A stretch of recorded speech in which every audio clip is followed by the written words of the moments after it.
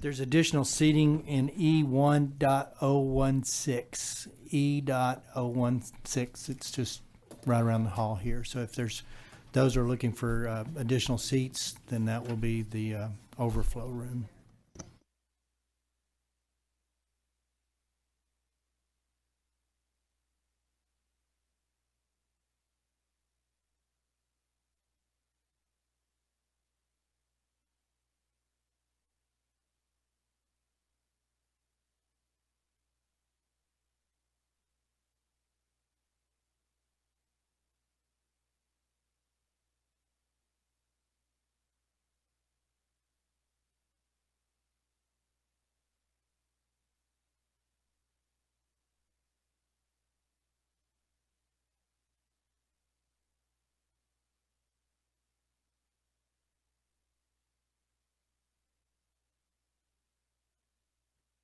No, she's.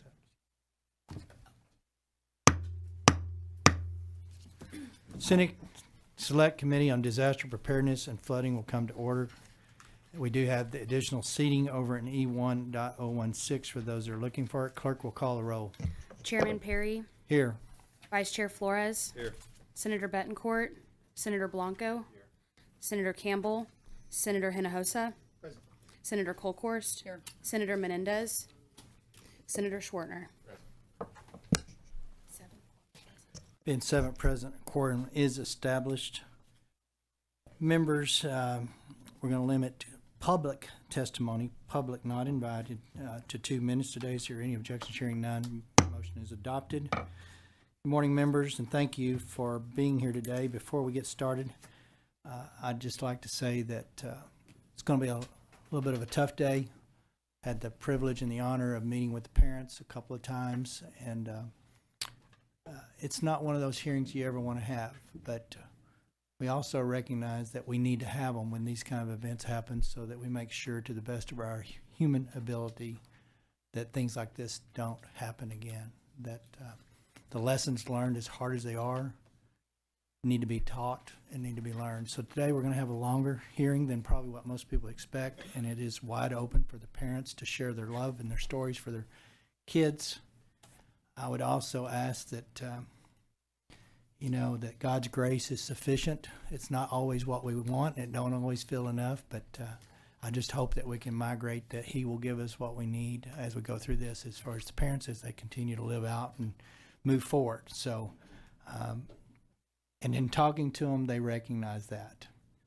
And the testimony and the witness of that alone was something that I cannot tell you how heartfelt, that it's good to see faith in action when it's tested at its deepest levels. So thank you guys for that on the front end. So with that, the bill touches on some deeply personal and deeply painful for many. We will hear directly from the families who have endured unimaginable losses and their stories. Will remind us that real lives and loved ones who are affected by policies that we considered. Some of the testimony today will be very difficult to hear. The moments will weigh heavily on us, but it's imperative that we do hear that testimony. I've extended an invitation for every family member of a child lost who wishes to testify to provide invited testimony today. My office will be provided with a list of family members who have decided to testify, and we will start with those invited witnesses as per usual. We will not apply time limits to their invited testimony. We will give every family member as much time as they need to say anything he or she wants to say. Additionally, I'd like all members to be aware that I have opened the break room to the family members of the girls lost at Camp Mystic that are present today, so they can step out of the hearing room into a private space if they feel the need. Likewise, when lunch arrives, for the members and the staff, the family members have been told they are welcome to eat and drink anything they want in the back of the break room. I realize this is unusual for a committee hearing, but I felt like this was needed to accommodate those that have made a journey to here and have stayed overnight. And we'll have a long day tonight on the Senate floor also.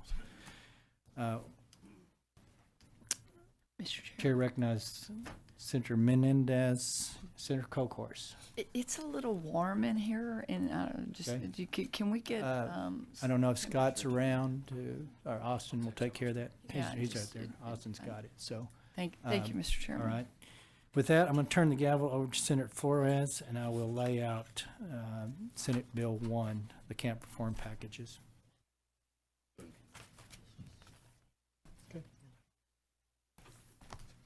Thank you, Mr. Chairman. Chair recognizes Senator Perry. Lay out Senate Bill 1.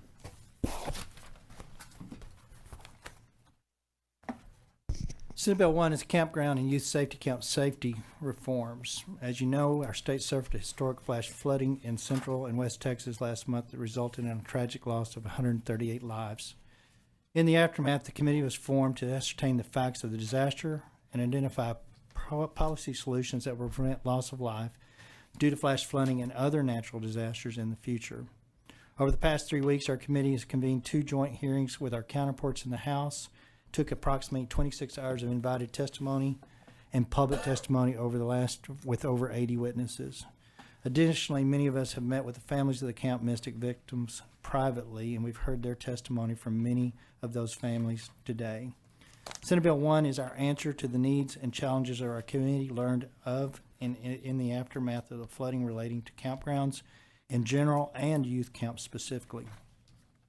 To better prepare campgrounds of all types, including youth camps for natural disasters, Senate Bill 1, as filed, implements basic campground safety requirements. These requirements include installing emergency rooftop egress ladders in cabins located in the floodplains, developing an emergency plan that addresses the safety of campers of all types of natural disasters, flash floods, tornadoes, hurricanes, wildfires, etc., implementing the applicable portions of the emergency plan during the type of natural disaster, providing a copy of the emergency plan to local emergency management coordinators, implementing basic fire safety standards. To better prepare youth camps specifically for emergencies, Senate Bill 1 implements heightened requirements applicable only to the youth camps. These requirements include prohibiting DSHS from licensing youth camps that locate cabins in the flood plan, incorporating additional scenarios in emergency planning requirements, lost campers, structure fires, severe injuries, illness, fatalities suffered by campers, and aquatic emergencies such as drowning, establishing procedures for identifying and accounting for campers during emergencies, establishing procedures to notify local emergency services, appropriate camp personnel, and the parents or legal guardians of campers of an emergency, designating emergency preparedness coordinator for each youth camp, maintaining operable weather alert radios in each cabin, installing emergency warning systems and public address systems in each camp, monitoring for local weather alerts, providing a copy of emergency plan to Department of State Health Service or DSHS, which must be maintain a database for all such emergency plans that are accessible to Texas Division of Emergency Management or TDEM, provide a copy of the emergency plan to the parents or legal guardians of each camper, notifying the parents or legal guardians of each camper if portion of the youth camp is located in the flood plan, conducting safety operations for campers at the beginning of each camping session that include training the campers on their roles in the emergency plan, conducting an annual training on the emergency plan for each camp staffer and volunteer, posting in each cabin the evacuation rules, and keeping all evacuation routes lit at night. There is a committee substitute, Mr. Chair. Chair does ask committee substitute, Senate Bill 1. Thank you. Chair lays out committee substitute for Senate Bill 1. Lastly, SB 1 as file requires DSHS to post, update, and maintain a website list of all camps in the state with active licenses from DSHS.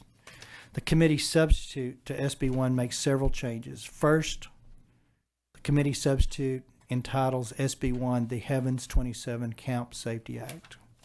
The act will be forever named in honor and memorial of what those girls' names were and what it meant to the state to do these reforms as a legacy to the loss. My staff and I workshopped this name with the families and Camp Mystic victims in the LoutGov's office. It's only appropriate to memorialize the 27 little girls that lost their lives at Camp Mystic in this way. Second, the committee clarifies that the removal of a cabin from a floodplain through a letter of map amendment, that's a very specific federal term, letter of map amendment, which is basically the way to amend yourself out of a floodplain at a federal level, is not going to remove these reforms at the state level or similar projects. So specifically in the past, the camp code, as light as it was of a touch, even then was having waivers granted to camp owners for provisions that could have saved lives. So no more is a waiver going to be granted for these on a federal. Federal can grant a waiver. It will not impact these reforms. Third, the committee substitute clarifies that licensure provision for youth camps with cabins located in the floodplain does not apply to youth camps within the cabins in a floodplain solely due to the camp's proximity to a still body of water that is flood controlled or totally isolated from the water course. So specifically, I want to make sure everybody's clear with this. There are those camps that are not, quote, in a river basin. There are those that have lakes or ponds created typically by a dammed up creek. So what the bill does going forward is it does not preempt them from being licensed. They will be licensed from the state when they have those lakes, if you will. However, it does not exempt them from the reforms in this bill. So if you are a lake and you have 100-year floodplain cabins, at the flash flood warning or a flood warning, you will be required to remove those kids from those cabins. So we didn't prohibit licensure, but they are not exempted from the reforms as we go through this. And I think that's the healthy balance, because lakes are a little different than rivers. Fourth, the committee substitute adds exceptions to the disclosure requirement in the Texas Public Information Act for emergency plans adopted by campgrounds and use. So we want parents to have access. I know there was a lot of consternation from the camps that they were fearful that some parent that wasn't supposed to have information due to legal reasons, guardians and things, shouldn't have it. So that was one element. Basically, camps should, at signature or at initiation registration, they have a legal guardian on file or parent or whoever signed that child up. They should have access, even if it's via email. They should have access, whatever that is. I think most parents are going to be there in person and getting that. But that person and that person alone should not be denied access to it. But what we didn't want to do, because we are also requiring that plan to be given to other local authorities, emergency management of the counties and stuff, subject that to a Public Information Act. So it is exempted from having required to have Public Information Act, because unfortunately we live in a fallen world that have bad people wanting to do bad things. So we've protected that evacuation plan from public disclosure because of other governmental entities that will be involved in it. We've also allowed a way for the camps to disseminate that plan to those designated guardians on file. Fifth, the committee substitute requires camp operators to renew their licenses anytime after they alter the boundaries of the youth camps, construct new cabins, or renovate existing cabins to add number of beds. It was brought to our attention that a camp had actually added another 100 beds of recent, and that was not something that the department was aware of or should have been made aware of. Sixth, the committee substitute removes any extraneous or outdated procedural requirements by DISH's rulemaking relating to youth camps. These changes will ensure that the new DISH's rules required to implement Senate Bill 1 will be placed by April 1st of next year or before next camp season begins, next summer camp. Seventh, and finally, the committee sub requires that youth camps maintain at least 2 internet connections to ensure redundancy during the inclement weather. Currently, we have fiber. We have Starlinks type conversation, satellite type stuff. Most, I think, of the camps have fiber. If the poles are down because the river took the poles out, then we're requiring some redundancy in that interconnection best that we can do. So those other technologies that exist out there, pick your poisons, if you will, as to which one you're going to use. But we do need a redundancy because, like it or not, this is the main source of communication we exist in today. So parents need to be connected, if at all possible, and that redundancy provision should allow that to happen. Hearing the parents, I can only imagine the torture of time when you found out there was an event but could not be able to be communicated to. So hopefully that alleviates some of that time element. Had the requirements of SB 1 been in place the night of July 4th, I have no doubt that some lives, if not all lives, would have been saved on the camp front. Proud of the work of the committee. I want to thank my staff, Andrew and Gina, and all the member inputs. I also want to thank Ledge Council. For those that don't know, Ledge Council are the drafters of the legislation for the legislatures. We're not that smart. We turn in an idea and they convert it to law. In that, there was a couple of things that we have noticed just because of the urgency and the time frame that they were asked to do it, and they met the challenge. We will have floor amendment members that will clean up some of those drafting. We may hear some things today in testimony we want to tweak, but it won't be anything significant. We're hearing that on 7 o'clock on Thursday night on the Senate floor, and it will be voted off the Senate floor and move through the process. So that's warp speed for the legislature. It moves too slow for most people. So there will be a little bit of a cleanup on a few things when we get to the Senate floor. With that, I'll take any questions on SB 1 from the members. Show Senator Bettencourt is present. Members, any questions? Senator Colcourse. Thank you, Senator Perry. Thank you for your work on this. Thank you for the collaboration that you and I have had in working through this. One of the things that a parent from another camp had asked was on the evacuation plans, and to the parents I've shared with some of you, startling when I asked the question in Kerrville of the emergency management coordinator of the camps in Kerr County, how many evacuation plans do you have? And it was 6 of 19 camps in Kerr County, which is something that I really focused on, Senator Perry, as you know. One of the parents asked me, well, those evacuation plans should be on the website. And I just want to clarify for the record, we're not doing that for safety reasons. That's correct. Not available on the website. It's a request only, and to alleviate the camp concerns that, sometime because of family dynamics, a parent that's not supposed to have access to their child may request that stuff. So I have no problems in practice. We have to live in the practical.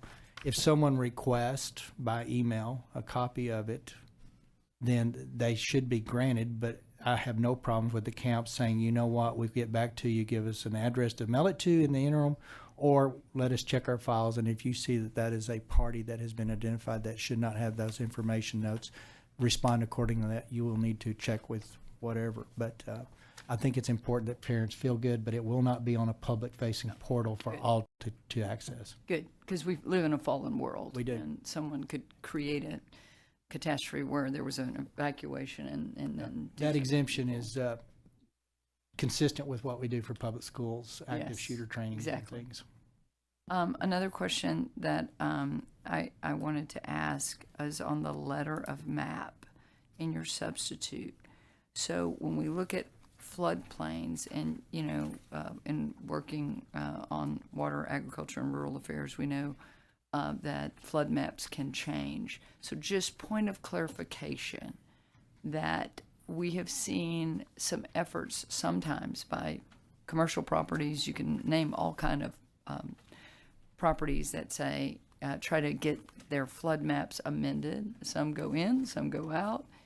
So clarify for me one more time how that works. So it became, we found out at a late time that I believe Camp Mystic actually had applied for a map of the term with FEMA and carved out. Got a carve out, if you will, from the FEMA flood maps with that at FEMA level. So the state didn't address it. So it is now no longer going to exempt them from state requirements if you get the letter of map changed at the FEMA level. So no more waivers. Just in a nutshell, don't ask for them. If you're a camp owner, don't come to the state seeking waivers. You're not going to get them. And if you go to the feds to try to work around the state, we've allowed for that in this bill. You're not going to get out of them. You're going to do them or you're going to close down. It's that simple. We're not going to go there anymore. They're there for a reason. FEMA, as weak as their maps can be, there's still an underwriting premise that you flood.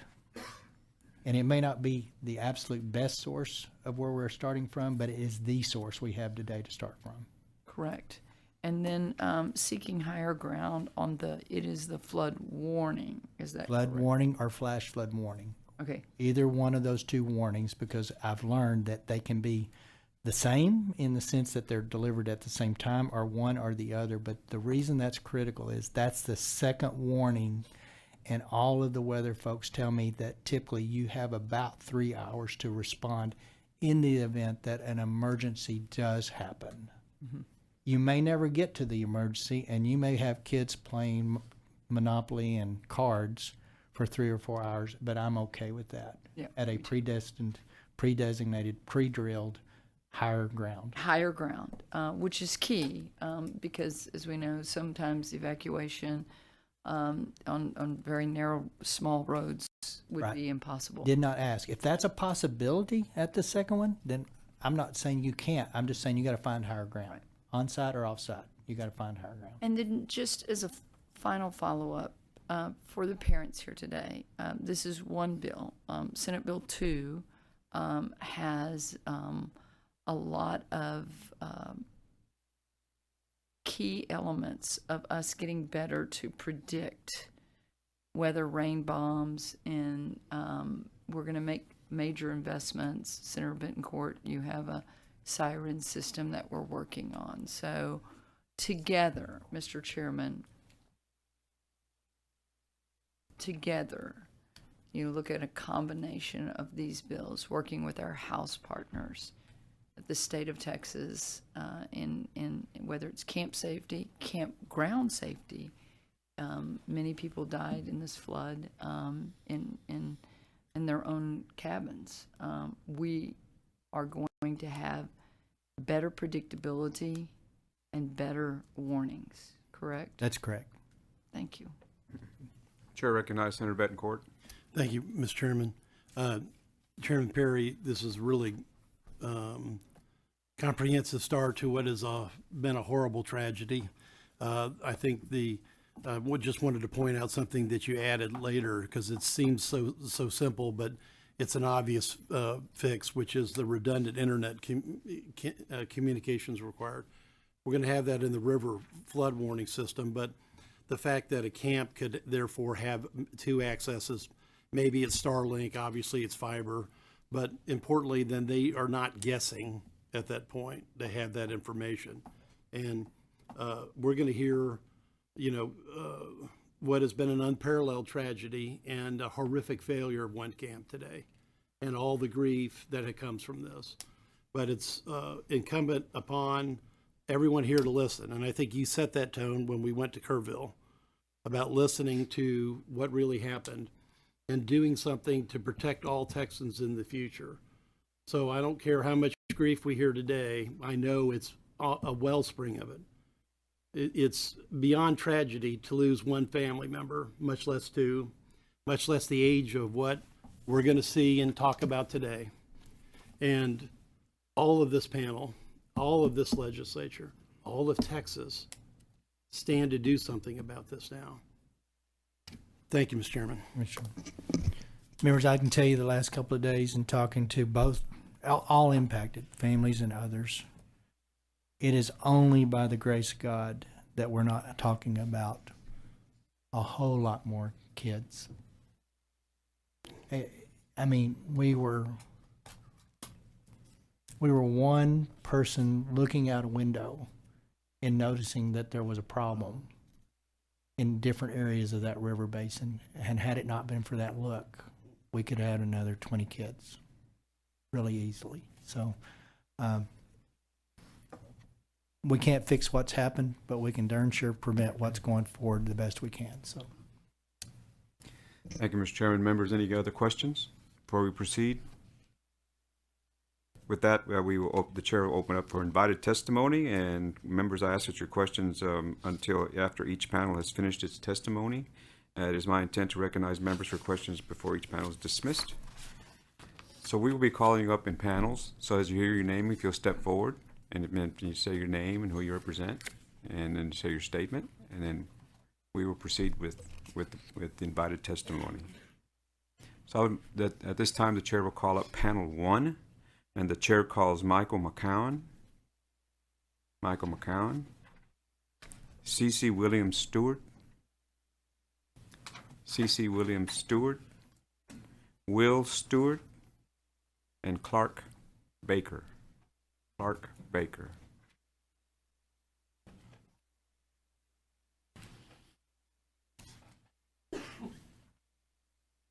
So we'll begin on my right, and if you state your name and who you represent, and you please proceed. My name is Michael McCown. Maybe turn on the mic, please. My name is Michael McCown, and I'm here representing myself and my wife, Callie, in support of SB1. Chairman Perry and the members of the committee, I want to thank each of you for inviting us, the families who lost our daughters at Camp Mystic during the Kerr County floods, to participate in this hearing and let our voices be heard. We had a daughter, Lenny. She was 8 years old. She is dead. On July 31st, we were unable to attend the joint hearing in Kerrville. Our lives have been devastated by Lenny's death, and we are only just beginning the long process of recovery. On July 4th, while driving to Kerrville to pick up my daughter, I received an email from Camp Mystic stating, "If you have not been personally contacted, then your daughter is accounted for." I felt a wave of relief, which was quickly shattered about 30 minutes later when my wife called, incredibly distraught, to say that Lenny is missing. She just got off the phone with the camp. She is unaccounted for. Over the next 48 hours, I was called to the Grimes Funeral Home to identify 2 bodies. One was not Lenny, but the other, I believed, was Lenny. Once the Texas Rangers took over the identification and recovery process, I returned to Kerrville from Austin to provide a DNA swab.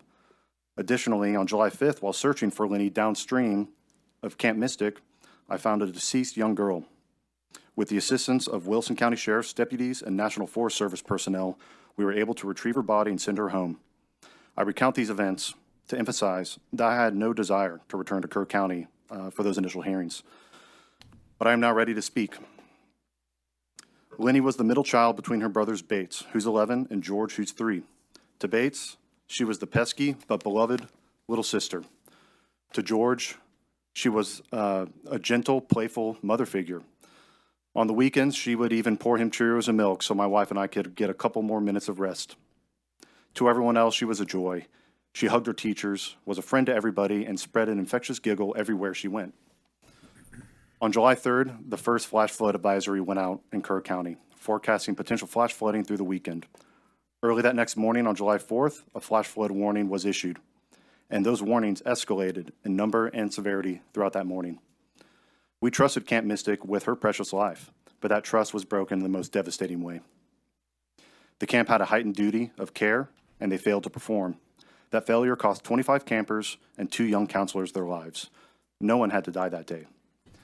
I still remember standing near Bubble Inn the morning of July 5th amidst the wreckage of camp, looking at the cabins and asking myself, how, why, how could these girls vanish into the night without anyone having eyes on them? While cabins, literally just 20 yards away, had no casualties. So what went wrong? When I was in school, we had fire drills. Teachers did not need to be told to line up the kids and head for the exit. They did not need to check with their superiors. If the alarm went off, the school was evacuated. No fire drill I've ever heard of evacuates only one part of a building while leaving others behind. It didn't even cross my mind that a camp like Mystic wouldn't have a detailed emergency procedure in place. When action was finally taken, it was too little, too late. We did not send Lenny to a war zone. We sent her to camp. We trusted she would be safe. No parent should ever again face what we are living through now. Camp is supposed to be a safe place, a place where kids can grow, learn about themselves and each other, and take on some adventure while away from the modern life. Yes, there are risks in outdoor activities, but there was never a question in my mind that a camp would not be prepared for them. I do not hate camp. I went to Camp Oconee Springs outside of Marble Falls for several years. I sincerely believe in camp, and I doubt you will find one person after me who will have ill things to say about the idea of summer camp. I believe that being disconnected from electronics for a time is very healthy for kids, but that disconnection should be superficial. Behind the scenes, the back office, and the foundation of summer camp must be fully up to date. Safety measures must not lag behind. The measures in this bill, keeping cabins out of floodplains, requiring real emergency plans, mandating weather radios and alert systems, should already be the baseline for every summer camp. It will hurt my family forever that for reasons I still do not know, these protections were not in place or not thought out thoroughly for my daughter and the rest of the girls here. SB 1 cannot bring Lenny back, but it can save other children. Please pass this bill, protect our kids, and do not let their deaths be in vain. That is all. Stewart? CC, you can move that over there.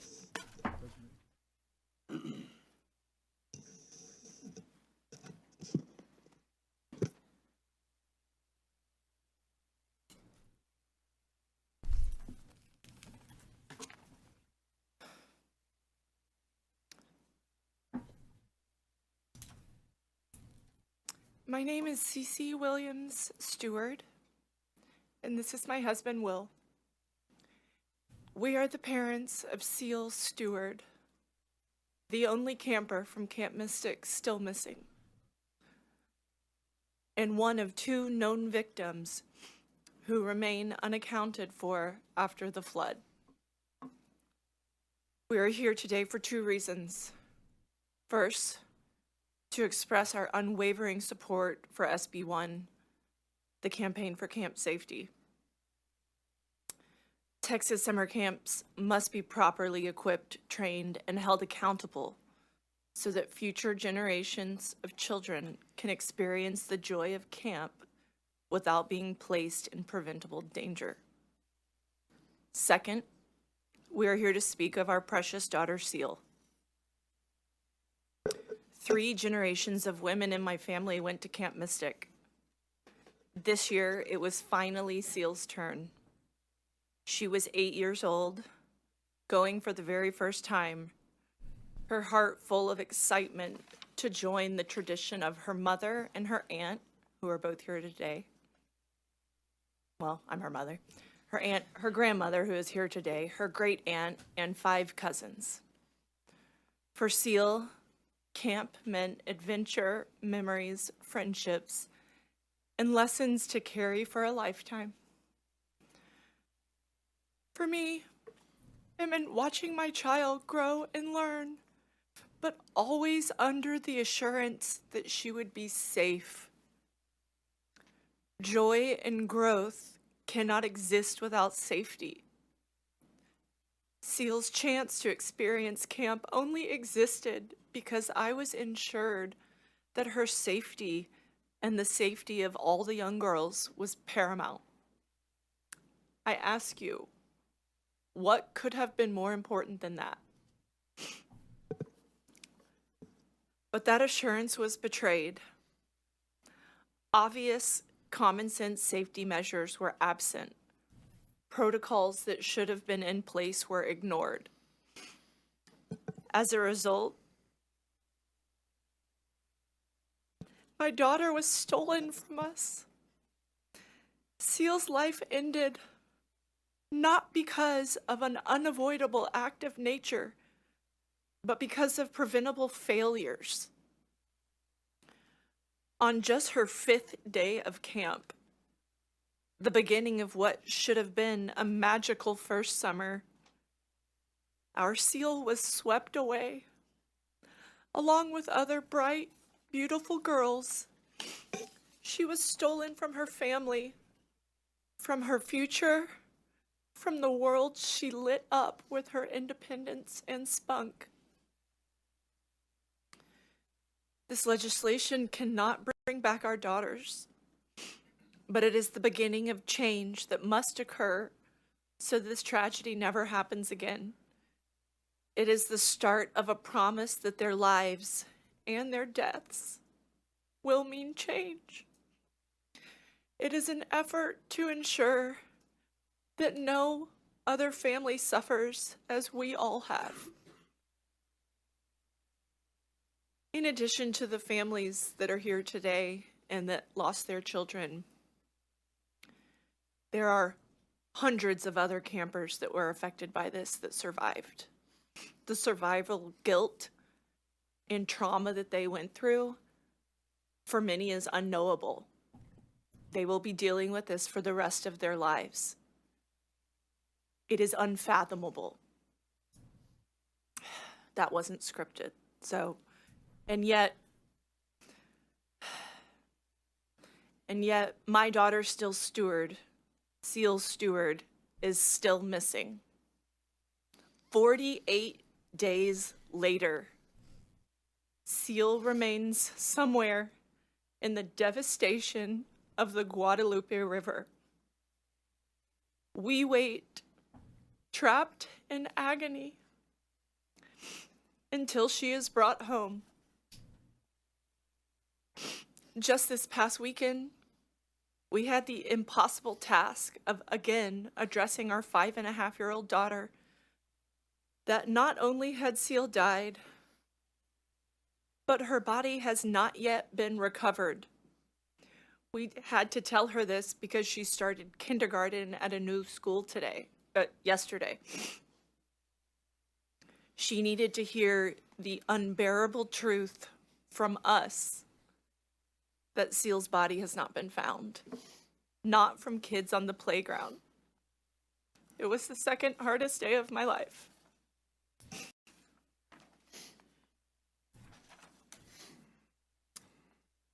We are profoundly grateful to the rescuers and recovery teams who have risked and sacrificed so much and that are still out there. But I must use this platform to plead with you. My baby girl is still missing. Until she is found, our family lives in a torture chamber of uncertainty. The agony is relenting. We cannot begin to grieve or to honor the fullness of her short, beautiful life until she is recovered and laid safely to rest. We are forced to pray for the day when our child's body is found and to call that good news. I ask you to carry that reality with you as you hear from us and from other families whose lives have been shattered. Right now, we cannot celebrate the light and the love that Seal brought into our lives.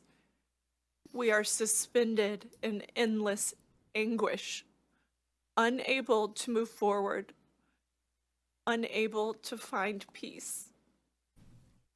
We ask you, please pass SB 1 so no parent sends their child to camp believing they are safe, only to face this nightmare.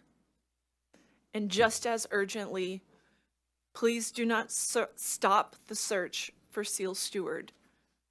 Please do not give up on our girl. Thank you. Thank you.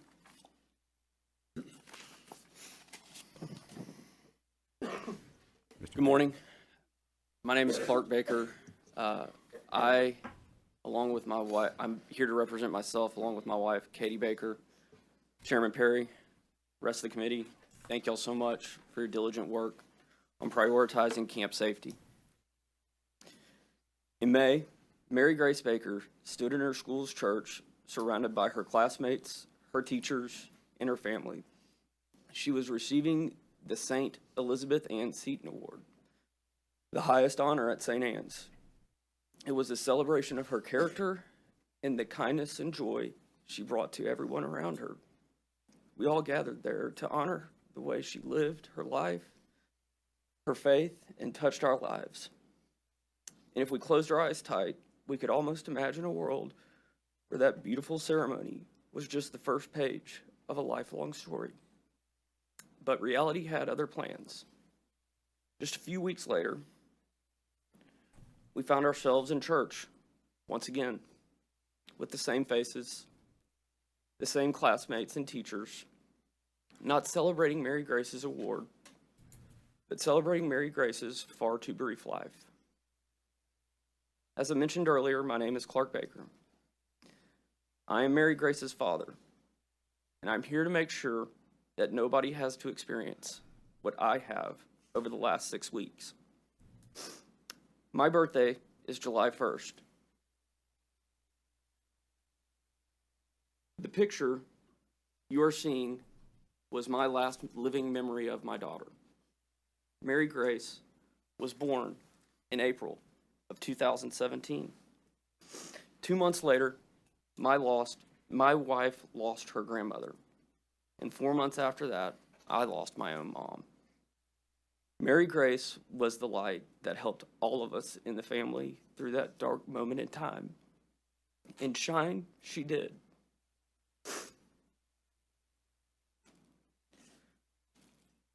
I'll be honest in saying, I don't really know how this works. I have no clue how to navigate these halls. I don't understand House hearings, lobbyists, floor debates. What I do know is that my daughter should still be here. Her death was 100% preventable. Complacency, among other things, led to the deaths of 27 amazing, innocent, beautiful girls. We can't let complacency claim the life of another child. We simply ask for mandatory, common sense, state-regulated safety protocols for camps. That's it. One thing I forgot to mention. We're from Beaumont, Texas. We know about floods, and we understand that Mother Nature can rear her ugly head. But that's not an excuse. Camps, especially those in areas prone to flash floods, should have adequate warning systems and not build cabins in dangerous floodplains. Period. Surely don't put 8 and 9-year-olds in them. Have a legitimate evacuation plan. Know the plan. Practice the plan. Train workers and counselors to implement the plan. To be clear, I don't want to shut down the entire camp industry. Generally speaking, camps are great. Hell, Mary Grace was having so much fun, she didn't even have time to write her family a note. I simply ask that our camps be held to a standard similar to other institutions that oversee our children. At the end of the day, Hurricane Harvey hit us hard, and the very next year, we were blasted by Hurricane Imelda. These disasters were both considered 500-year floods. This will happen again, and when it does, it might not even be a flood. The last thing I want is for over 1,100 camps in Texas hosting kids next summer under the same microscope that led to the death of my daughter and 26 of her friends. Please, please don't let another session pass without ensuring campers will come home. Thank you. Thank you all for your testimony. Members, any questions? Senator Bettencourt. Thank you for all of your testimony. And to go to Mr. Baker's last comment, he said he didn't know how the place worked, how it works, how the lobbyists work. You don't have to worry about any of that. We're going to take care of this. And God bless you. And sorry for your loss. Any other questions, members? Thank you all for your testimony. Thank you.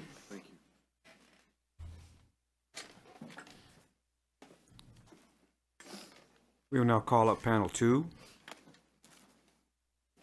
The chair calls Caitlin Bonner, Blake Bonner, and Lindsay Hunt, and Davin Hunt, or Davin Hunt. I hope I pronounced it correctly.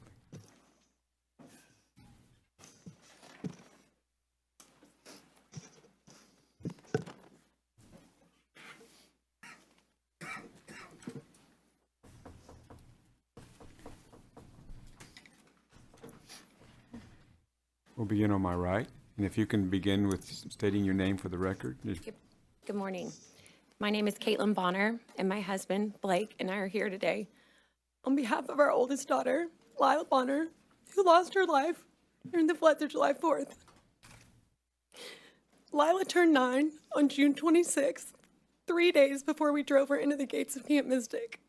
Her 2 little sisters, Wynn, 2, and Scarlett, 6, are now attempting to navigate a world without her, one that Blake and I never imagined would or could be our permanent reality.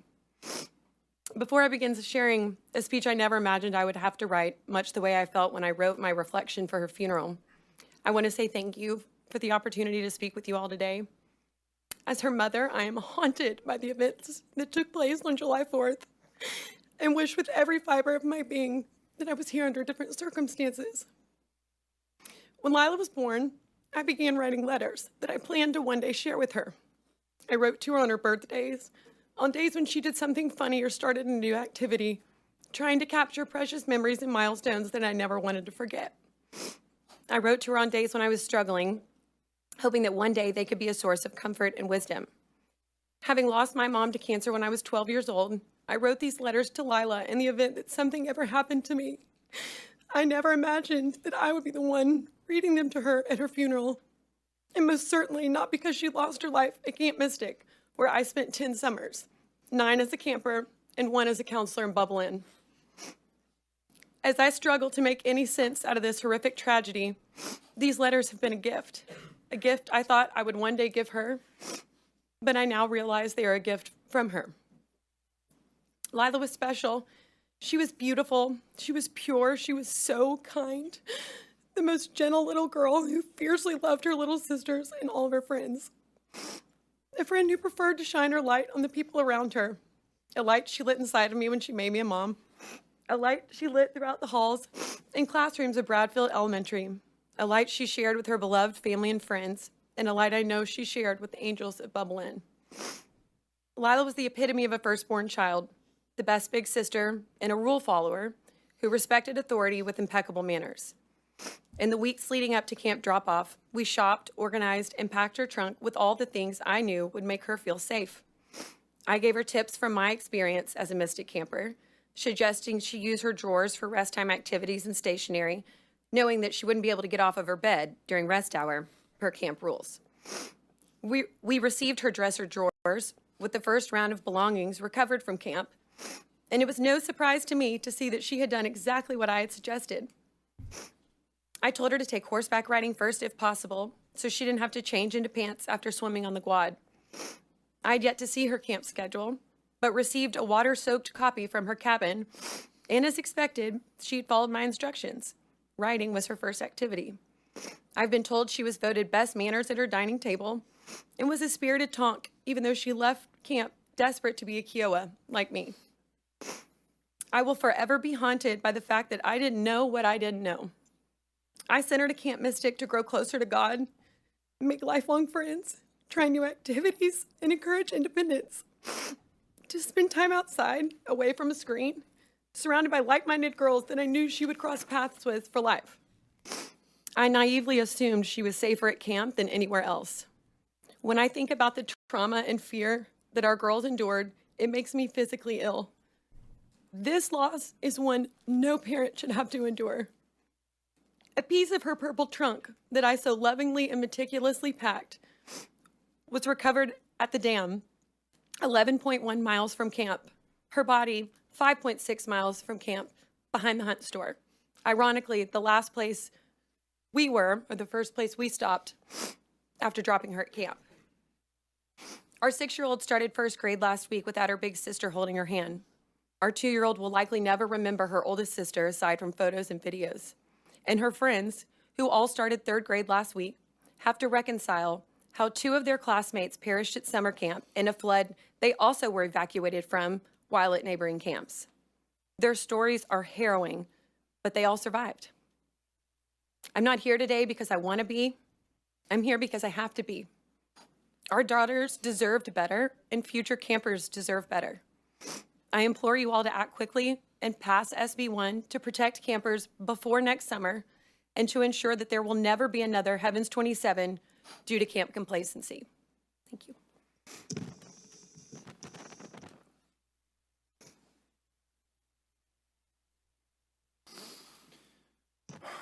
Good morning. My name is Blake Bonner, and as my wife Caitlin just shared, our daughter Lila was one of the 27 precious lives lost at Camp Mystic on July 4th. I want to thank my fellow Mystic parents for their incredible strength. There's really no explanation for how this group was brought together and given the strength to be here today, other than our girls willing it from heaven. It is our angels who give us the strength to stand before you today. I also want to personally thank each member of this committee. Thank you for your time, and more importantly, for your sustained effort in driving real reform with SB 1. We see your stewardship, and we are very grateful. We also want to thank you for your empathy, allowing us and these other parents to share these unbearable stories takes a toll. It isn't easy, and we thank you for listening with open hearts. In the days after Lila's passing, our priest shared something that has anchored us. He said, God did not want this. He never wants a child to die senselessly. My faith has been challenged to its core, but hearing that reaffirmation and knowing what we know now about that night makes one thing painfully clear. This wasn't an act of God. This was an act of pure complacency. A common tragic theme you will find amongst the 27 angels we lost is that they were dutiful, they were perfect children who followed the rules. They did exactly what they were told to do that morning, stay in their cabins. Our daughters paid the ultimate price for their obedience to a plan that was destined to fail. And this risk is obviously not theoretical. As Senator Perry mentioned, these areas are called floodplains for a reason. They flood. This is why this was not an accident. It was 100% preventable failure. It was a failure of planning, prevention, detection, and response, which leads us to the questions that will forever haunt us. Why were our children sleeping in a known high-risk flood zone? Why was the stated evacuation plan to stay in place? Why were there no adequate warning systems in the cabins, despite a similar tragedy on the very river as recently as 1987? Why were summer camps, entrusted with the care of our most precious gifts, exempt from the basic safety standards required of every daycare and school in Texas? These are the questions that demand answers, not only in the form of thoughts and prayers, but in the form of meaningful legislative action. As it's been said, we cannot wait until the 2027 legislative session. To delay action is to tell every parent in Texas that their child's safety is not a priority. It is to accept a risk that has already been paid by the lives of our daughters, our Heavens 27, who paid that ultimate price. We urge you, from the depths of our grief, to act now. Pass meaningful camp safety standards this session in the form of SB 1. Honor the memory of our daughters by protecting the lives of others. Do not let another summer pass under this broken system. Thank you. Thank you, Ms. Hunt.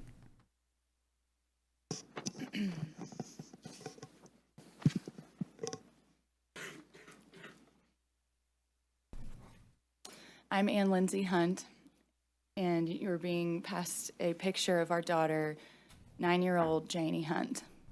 Thank you so much for listening to us today.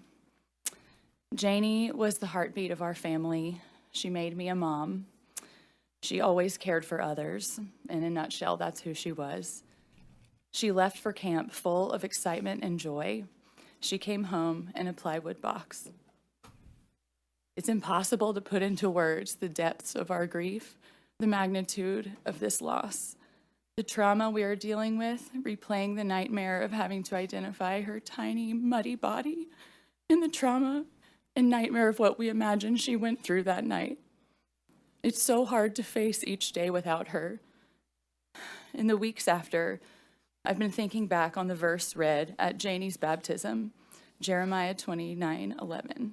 For I know the plans I have for you, plans not to harm you, plans to give you hope and a future. We thought She was promised a bright future. She would be protected. But now I realize today, these are the plans. This vote, giving meaning to these deaths, shining a light on her trait of caring for others by making the summer camp industry safe for other children. If these 27 little voices could be heard today, they would say, please vote in favor of SB1, safer camps, so that no other parent would experience this darkness again. We can't bring our daughter back, but you can make her memory a shield for every child who will step onto a camp bus next summer. You have the power to make sure camps are places of joy and not danger. Thank you. Thank you. Greetings, everyone. Thank you for hearing us this morning, and I would like to thank all of you all for listening to us and for the empathy you have shown. This is not easy, and this won't be easy for future, but thank you. So my name is Davin Hunt. In my hand and passed out to you is a picture of my sweet little angel, Jamie Hunt, age 9. Beautiful daughter to my wife, Ann Lindsay, best friend to her 7-year-old brother, Henry, and self-proclaimed mother to her baby, her little sister, Julia, age 2. So that you understand what we are missing now, Jamie was just so pure with a love for life and truly the innate ability to think of others before herself.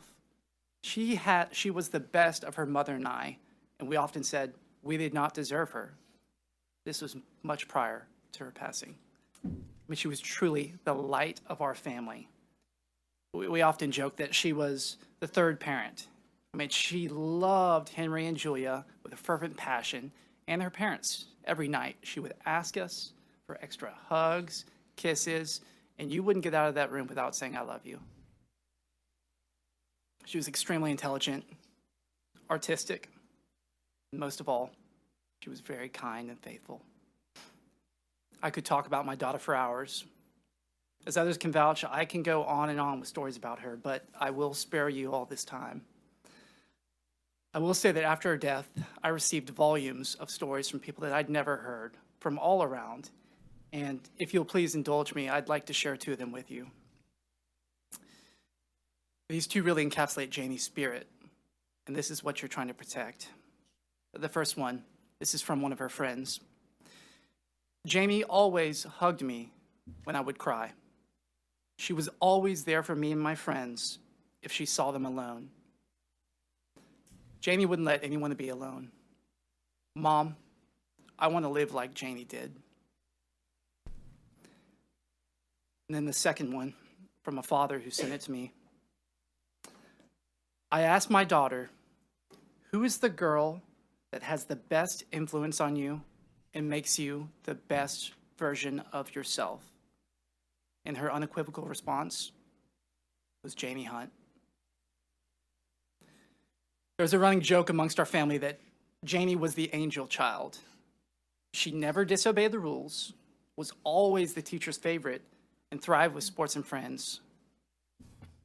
She was the angel child, but now she's just an angel. When Jamie was born, I had this feeling that I need to protect her, to be there for her. It was a sacred duty as her father to protect my daughter at all costs. And I was not there. I failed that sacred duty. At the end of her life, I was not there for her, and she was terrified. It is abundantly clear to me, and should be to everyone around, that Camp Mystic was completely unprepared for the flooding that cost my daughter her life. Since that day, our life has been a living nightmare. Every morning, we wake up and hope this is some kind of sick dream. And that is, if we even slept. When we do sleep, sometimes the dreams can be peaceful. The memories of times that we would give anything to relive. Sometimes the dreams are this mad rush, pit of your stomach growling, trying to find your daughter from some nefarious force that's grabbed her. Those are gut-wrenching. Sometimes the dreams are replaying our hopeless trip to the funeral home, praying to my Lord and Savior, please, kill me, take my life, but not my daughter Janie. Take me instead. Sometimes the dreams are identifying our daughter at the funeral home and kissing her cold forehead over and over again, only being certain that it is our daughter by her necklace that just says, Janie. The worst dreams, by far the worst dreams, are the ones where I imagine what it was like for her. Petrified, screaming, and alone. I prefer not to sleep rather than have those dreams. As I look at grief, the closest analogy to my own feelings, and I'm speaking for myself, is the President Theodore Roosevelt on February 14th, 1884. On that day, Teddy Roosevelt lost his mother and his wife within a few hours of her. In his diary, he wrote 8 simple words. The light has gone out of my life. I stand here before you today to tell you that is how I feel. That is how we feel. Janie was our light. She was our everything. Unlike Teddy, we can't go off to the Dakotas to just go hunt things. We have to be here. We have to effect change to ensure that my daughter's death will not go in vain, and it will not go in vain. I want our pain, our suffering, our example for our fine state to be what they should avoid. Don't let another parent have to suffer this reality, this hell we're currently living in. I mean, these reforms are common sense. They are really basic safety measures that should have been in place already. But by placing them as law, they will restore confidence in our camps. I love camps. I went to camps my whole life growing up, and I treasure my experiences at them, including the maturing of my faith in Jesus Christ our Lord. But as a parent, we send our kids to camp with a presumption of safety. We believe they will be safe. And it's up to you guys to help us, because they must be safe. Without this legislation, without SB 1, we are just biding our time until there's another catastrophe that has another Heavens 27 or worse. I urge you, I beg of you, I beseech you, please do the right things by our children. Please continue fighting and pass SB 1. And I also urge you, please remember, there's one more angel still out there. Please keep looking for Seal. And I thank you for your time. Thank you all for your testimony. Members, any questions? Thank you all. Thank you for being here. Thank you. We will now call up panel 3. Chair calls Carrie Hanna, Doug Hanna, Lacey Hollis, and Lars Hollis.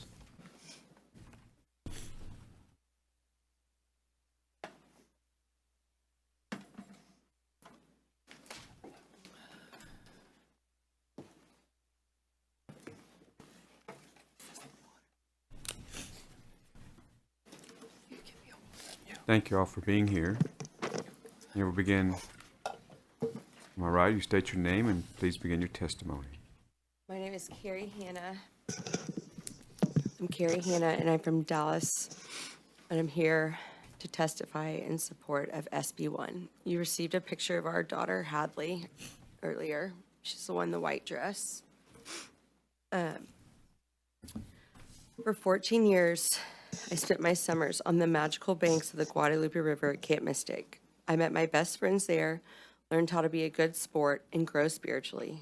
I couldn't wait to have a daughter so she could go to Mystic and experience what I did. Even though it wasn't technically written in our wedding vows, I made Doug promise if we had a daughter, she would go to Camp Mystic. 9 years ago this week, we found out we were having Hadley. Before I get any further, let me tell you a little about Hadley. Hadley is the middle sister of Harper, who is 10 and was also at camp and rescued by the grace of God, and Hunter May, who is 6. She was the glue. Hadley was the best, happiest baby from the start. And as she grew, her love and her smile grew too. To know her was to love her because she loved everyone. She loved to give hugs, sometimes of the sneak attack variety, kisses and pets. Hadley was the nicest, sweetest, happiest person, always exuding joy. She always wanted to help her friends, whether it was teaching them how to tie their shoes or become a better gymnast. Hadley was a go-getter, and she knew what she wanted, and she worked her hardest to make it happen. She was so smart and insightful and wanted to be the best, most well-rounded person she could be. I was lucky enough to chaperone the Mystic Dallas bus to camp on June 29th. As I went to tell Hadley and Harper goodbye, I saw Hadley running across the field to see Harper in her cabin. They had been apart for 5 minutes at the most. Once I convinced them to come outside and take one last selfie and tell me goodbye, Hadley jumped down from the porch and started cartwheeling her way to her cabin. She heard me laughing, stopped, turned around, threw her hands in the air, and screamed, "I love this place." That was what camp was supposed to be all about. After all, the line, "Camp in My Dreams," is a song all Mystic girls learn and sing. Camp is where you learn new skills like horseback riding, diving, fishing. Hadley caught 2 massive bass and looked thrilled. Not thrilled enough to hold them in the photos, though. Camp is where you play games with silly names like deck tennis and steal the bacon. It is where you sometimes sing funny songs about buffaloes. Camp is supposed to be a break from the hard rigors and stress of the school year, where you can look at the stars in the clear sky at night and braid hair during campfires, where you make your best friends that become your college roommates and later stand beside you at your wedding. Unfortunately, 5 days after starting, the camp of my dreams turned into a living nightmare I cannot wake up from. Hadley, Harper, and all the campers should have woken up on July 4th and celebrated the holiday with their new friends. Instead, Hadley was pulled out of a window of her twins' 2 cabin after it had filled with water. Less than 10 feet away were stairs to an upstairs apartment. That higher ground could have saved her life and the 5 girls in her cabin that also passed away. Hadley wasn't the strongest swimmer, not that it mattered in those waters, but she was strong, so strong. I thought if she could hold on to something, she would be okay. Instead, she and 2 other little girls were knocked out of a tree and died. In total, 5 of the 12 girls from her cabin also died. Our precious, hilarious, kind, caring, silly, loving little girl who always wanted to help others died because there was no plan, because there was no backup system or sirens, because the sweet 18 and 19-year-old counselors did not have the training they needed. Instead, they were told to stay in place, a rule that proved to be fatal.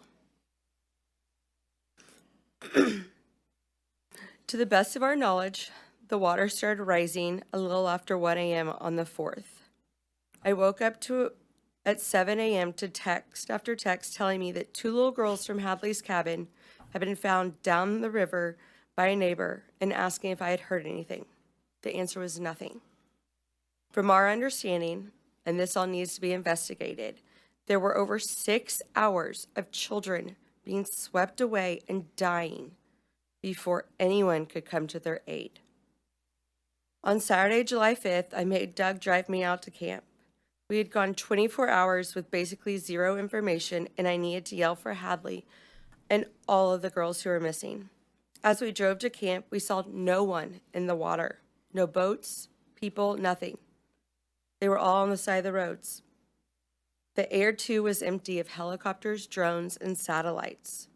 just quiet and blue skies all around. We had a meeting at the church with officials at 10 o'clock on the night of the 5th, and we were once again without answers. We were told to come back the next morning at 7 to give DNA and that there would finally be answers. I personally asked if there were children in the morgue whose parents had the process of being notified and one unidentified. It turns out that one was our sweet daughter, Hadley Rebecca. The only way the Rangers knew for sure it was her was after I told them she had had alternating green and yellow nail polish on her fingernails. The child laying in a makeshift morgue could not have looked more different than our beautiful girl. It is a sight I can't get out of my head. It haunts me day and night and is all I think about.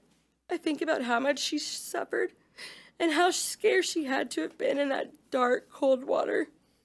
It kills me that I couldn't have helped her. Before Hadley left for camp, she was worried about being away from me for a month. You see, she may have her dad's personality, but she was my mini-me and my best friend. I promised her she would be safe and okay. I told her camp was the safest place she could be, and she would make new friends and learn new things. I lied to her. She not only wasn't safe, she died. We sat around for 16 hours praying, hoping, pacing, getting prank phone calls and texts from people saying they had her. For her only to be found down the road, alone. The overwhelming lack of prevention, detection, training, and response in this situation is mind-boggling, and is what we are asking SB1 to address. This is not the first flood, and it certainly won't be the last. How did things go so wrong? Hadley could very easily be one of you if she had been given the chance to grow up, advocating to make her city and her state a better place. She dreamed of being a Longhorn and would have worked hard to accomplish that goal. Now it has been stolen from her because of blaring gaps in camp safety that cost our daughter her life and 26 other girls their lives. Hadley was the biggest ray of sunshine, always smiling, singing, dancing, or doing cartwheels as she went along her way. She lit up every room with her smile, her laughter, and her love, spreading joy to those along the way. That is who Hadley is and will be remembered as, our angel, beautiful on the inside and out, observant, compassionate, caring, kind, silly, smart, full of love and life, a vibrant ray of light. I mourn the loss of an amazing daughter, sister, granddaughter, niece, cousin, and friend. I mourn for the loss of camp friendships that never will be, not just for Hadley, but for her sisters as well. Camp must be a place where parents can send their kids and not stress about their safety the entire time they are there.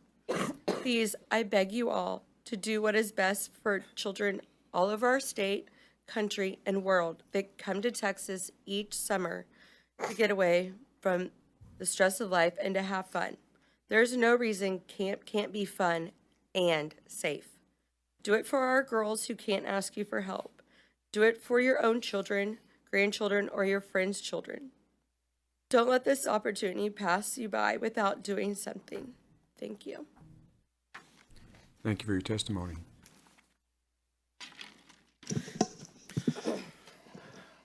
My name is Doug Hanna. I'm here to testify in favor of SB1. God graced us with knowing Hadley on this earth until her life was cut short by a preventable and terrible death. I know Hadley is looking down at us from heaven and smiling. She was so kind and caring from the start. She really looked up to her big sister Harper and watched out for her little sister Hunter. At times, she drove me crazy, but I was just starting to really get her and understand her.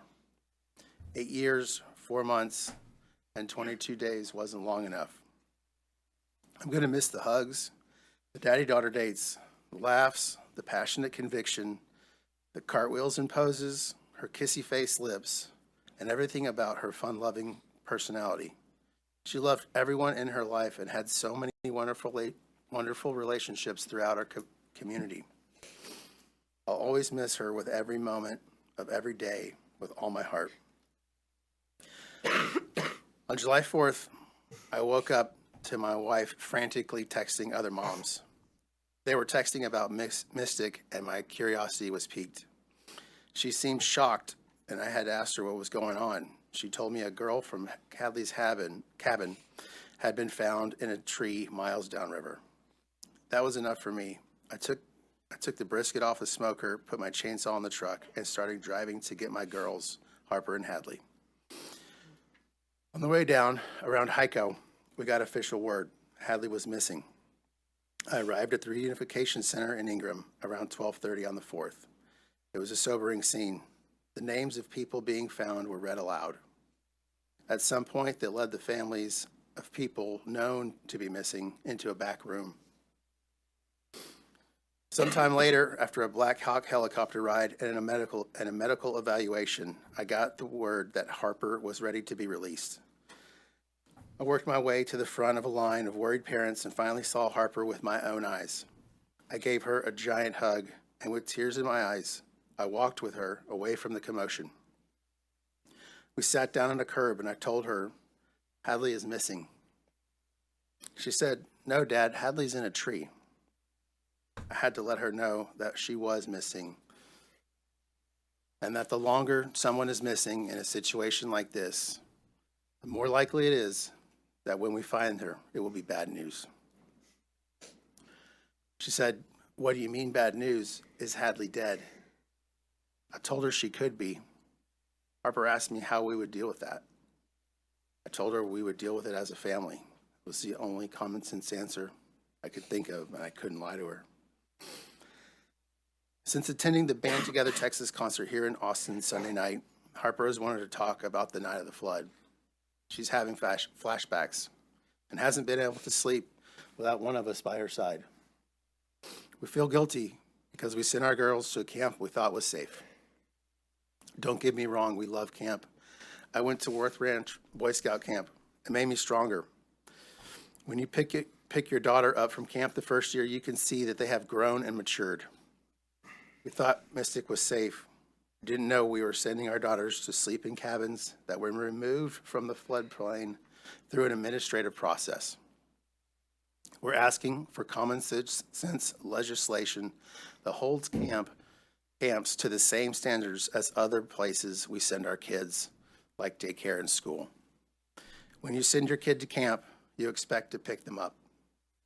You don't expect them to leave camp in a Black Hawk, and you don't expect them to be swept away in the middle of the night by rushing floodwaters. We're asking for these reforms so that no other Texans have to meet their children miles away from camp and explain to them that their sister might not be coming home. When you send your kids to camp, you don't expect the next time you see them, you will be identifying their body with the Texas Rangers. We want to make camp safe. We want to make sure none of the families that send their kids to go to camp in 2026 share this nightmare. I didn't know what love was until our first daughter was born. And I didn't know what sorrow was until we lost Hadley. Thank you. Thank you for your testimony. Ms. Hall?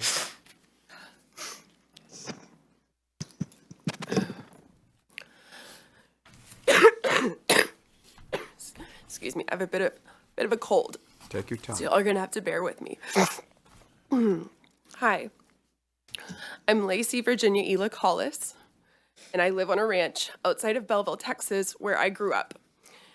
In a house that was the first place I carried Virginia into, and the last place I carried her out of. I support SB1, and I would like to tell you why this bill is so important to me. My daughter Virginia, our first child, named for me and for my grandmother, died sometime after the rain and river flooding that happened in the early morning hours of July 4th. We don't know when she died. We don't know how. We really don't know anything. We may never know. All we do know is our daughter was at camp. She was not protected. She was not safe because she died along with 26 other girls. I was not there to protect her.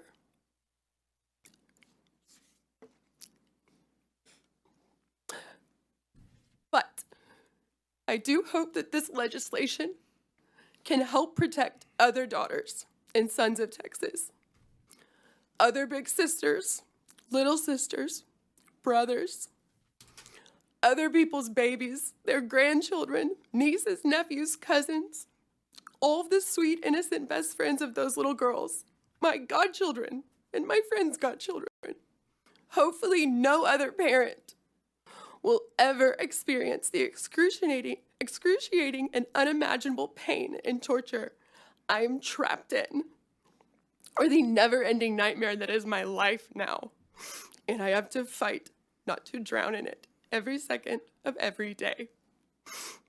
My hope for our actions here today, your actions, all of the people still at work, is that SB 1 will result in meaningful safeguards, enforceable safeguards, so that any child can attend a Texas camp and have the most incredible formative time of their life, with freedom and purity to make lifelong friends, to have dance parties, to wear fake nails with tiny avocados on them, even while they're trying to learn archery. Children should be able to safely do that in the state of Texas. It won't be Virginia, because she died at camp, at a place I thought she would be more protected than anywhere else on earth that I could send her. I was wrong. These are the things that Virginia will never have a chance to vote for or question, ever, because she died at age 8, 10 years before she could vote. I'm her mother. I carried her in my body. I need for her voice to still be heard. This needs to become law, exactly because she lost the chance to grow up and testify for these things today. 27 girls will never get to speak in this building, never have the time on earth to graduate college, to marry the love of their life, to have a baby, or to realize their dreams. I don't want any more children to die at a Texas youth camp. What happened there changed our world because our daughter, one of our 2 children that made up our whole world, died. This is a cookbook that I made for our family after my grandmother, Virginia, died, to remember and preserve our family's and friends' history and legacy. My grandmother was 103. I thought I'd have my whole life to share this heritage with my children, that they would add to it one day as they grew and discovered new inspirations. That's Virginia with Sienna. That's how she wrote her name. That's me, Lacey Virginia, and that's my grandmother, Virginia. There's even a recipe that Eden gave me that I learned was from your mother, I think, with shrimp dip. It's one of my favorites. Somehow, I'm the only Virginia of my family left on this earth. Several of you have heard me read my poem. I have a copy for each committee member, and I'm happy to read it for you another time in the future. But it represents only a single drop of the thousands of tears I have cried and the million more that is my future. My anguish is as infinite as the stars in the sky and equally as unfathomable, searing, blazing, exploding, a black hole of pain. But I can shed those tears. I can search for the joy, the laughter, search for some peace, only because I've been able to bury my daughter. Virginia was the last of our 27 precious daughters whose body was found. That doesn't mean she was the 27th child found. Seal has yet to be recovered for her family. And that, if for no other reason, is why SB 1 should become law. Virginia cannot stay the last one found. But if she must, then we better make sure that Seal remains the last one who needs to be found. There cannot be a 28th one day. There shouldn't have even been one, but there could have been hundreds. The care and safety of our children should be the highest priority above any other considerations. Thank you for listening to me. Thank you for your testimony, Mr. Hollis.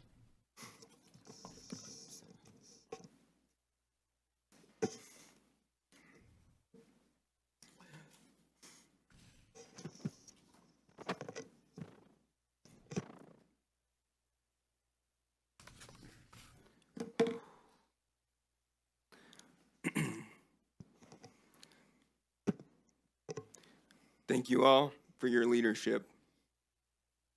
My name is Lars Hollis, Lacey's husband, and Sienna is my only remaining daughter.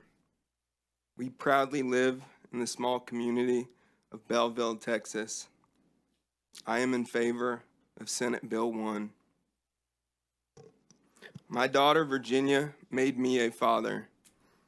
When a daughter is born, all her father wants is her safety and happiness, in that very order. Our 8-year-old daughter left Earth on July 4th due to a lack of preparation, detection, training, and response. I am a proud Eagle Scout. Our motto, ingrained in me at an early age, was 2 simple words: be prepared. Simply be prepared. We spent 8 years preparing our daughter Virginia to go to camp so that she would feel comfortable and safe. We taught her how to address letters, how to make her own bed, put away her things, wear socks with tennis shoes, brush her teeth, wear life jackets when boating, safely be around horses and cattle. In fact, I have proof of how she recently prepared. The 2 of us recently visited my 106-year-old grandmother in June because I feared the opposite would occur. And Virginia, in her luggage, created a checklist of the things so that she could prepare. Things from 2 goggles, 2 shorts, and many other things. We prepared. We made sure she'd have familiar faces on the first day at camp. Took a lot of work and time because we live in a rural town. As we best could, we prepared her to have the time of her life, to make friends and have her own experiences without us.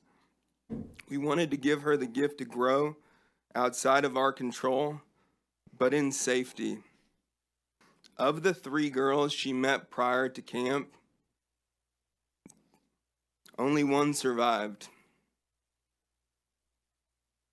I support Senate Bill 1 because all the time and preparation we gave to our daughter, at a minimum, that same care needs to be required by law for the children at all Texas camps. We thought she would be safe there. Instead, she died. Organizations in charge of children need to be prepared for all kinds of situations, especially emergencies. Schools, daycares, all have fire drills, active shooter drills, hurricane, tornado drills, anything of what they may possibly face. I do not know why the same standard is not applied to camps, but they should be prepared. And if they can't be prepared, they shouldn't have the care of our children. Unfortunately, my daughter's family tree will no longer grow because of a lack of preparation, detection, training, and response. I am tormented every night around 2 a.m. I cannot sleep. I will forever be haunted by the fireworks on the 4th of July, standing outside the morgue, only to then have to wait till July 15th to bring Virginia home.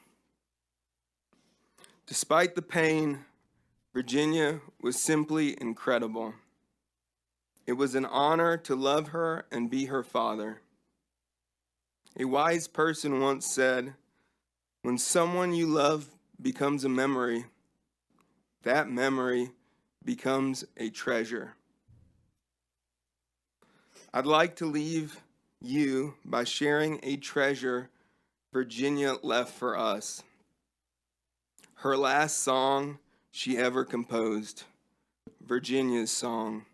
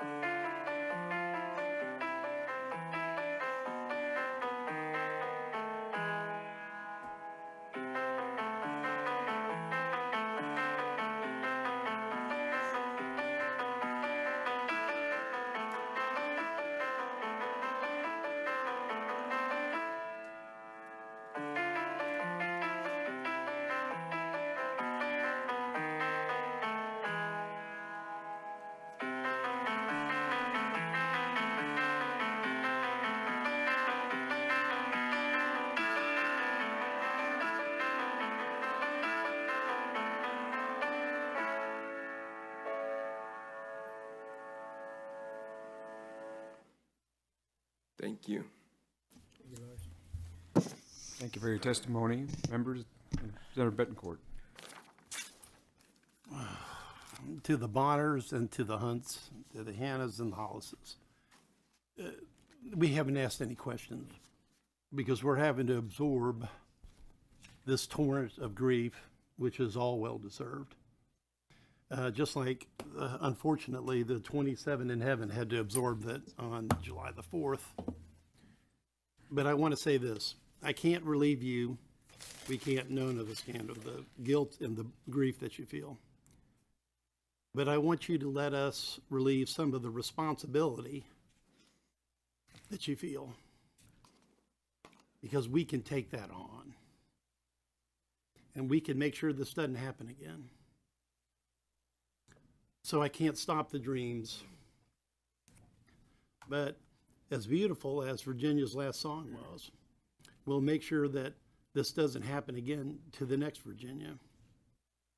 And more importantly, I want you to understand that this testimony is so profound that I can speak for my colleagues. I want you to leave here knowing that we'll take the responsibility as much as we can from you. This bill is going to pass. These camps are going to be safe. And that's our commitment to you. Thank you, Senator. Senator Kolkhorst.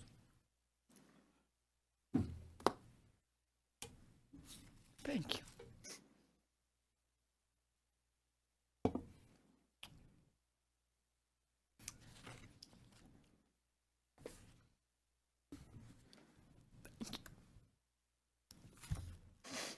Lars, we met the other day with some of the families. Senator Flores Senator Perry and I and 3 of our House colleagues. And Lars, I want you to know that our family had a conversation about your words about be prepared. It's a really good reminder for all of us, just in life. And I say that because I want you to know you're being heard. And you're impacting lives. This tragedy is going to impact future lives.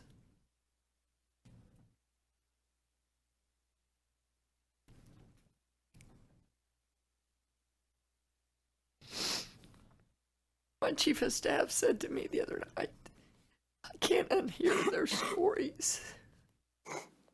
I can't unhear their stories. And that's a good thing. Because of these lives of these precious children,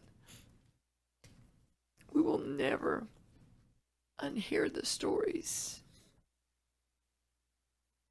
And we will make changes.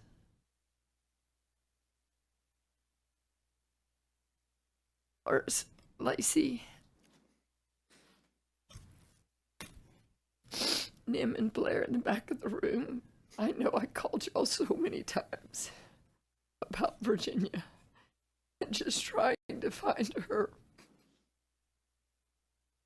And we made some changes along the way about how we were communicating with you. Chief Kidd, thank you for our very deep conversation about how we have to, communicate differently. We were maybe letting some things happen on the local level that the state took over. Thank y'all. And I agree. We cannot stop looking for Seal. Because, Lars, I remember what you said to me. When you said, help me, Lois. Help me just bring Virginia home. I want her here in Belleville. Grateful to everyone for finding her.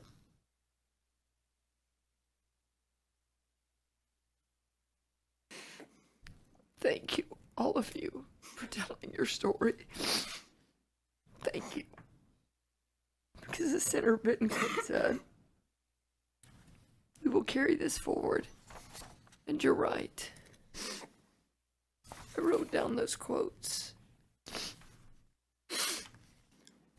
Lacey, meaningful safeguards, but enforceable safeguards. Senator Perry, I think we're getting there.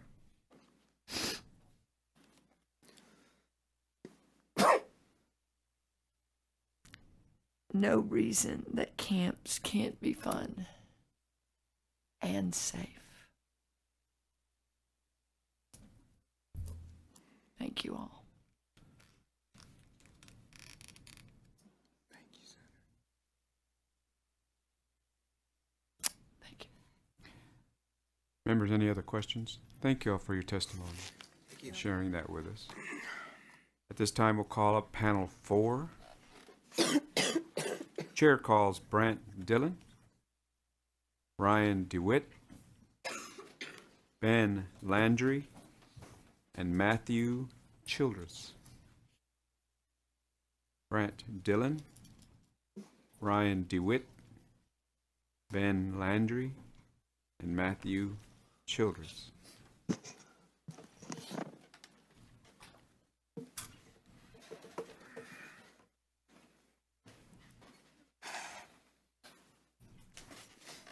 Thank you for being here. We'll begin on my right. If you state your name and please begin your testimony.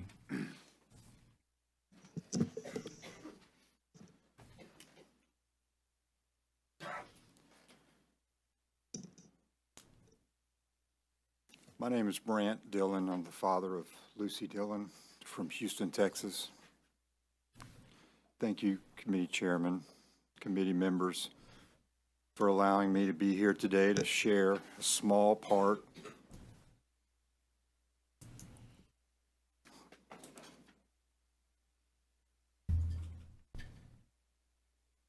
of the life of our precious Lucy, who was only 8 years old when her life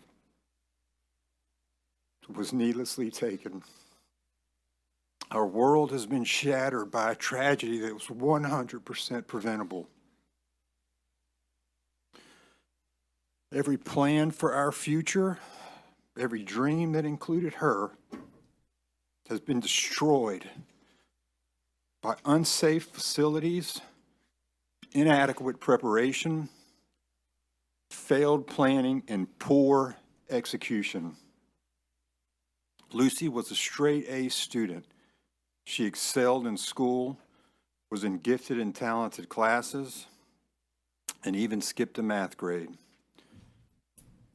She was set to begin Spring Branch Independent School District Spiral Program, which provides advanced experiences off campus. Credit those accomplishments to her mother's unwavering conviction and to Lucy's determination to face any challenge. This setting today would have been child's play for her. She was also an exceptional athlete, recently helping her softball and basketball teams win their league championships.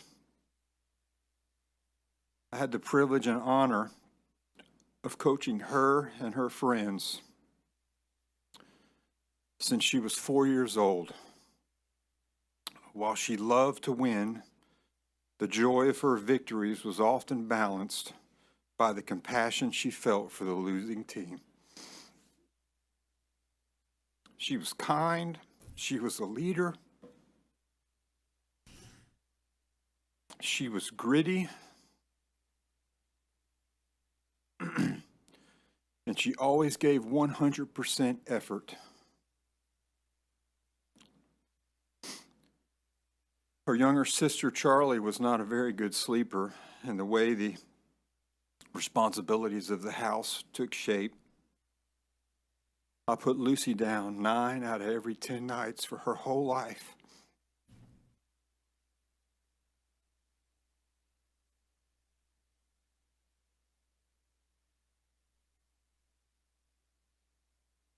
I've read thousands of pages of books to her, countless hands of Uno and Go Fish. And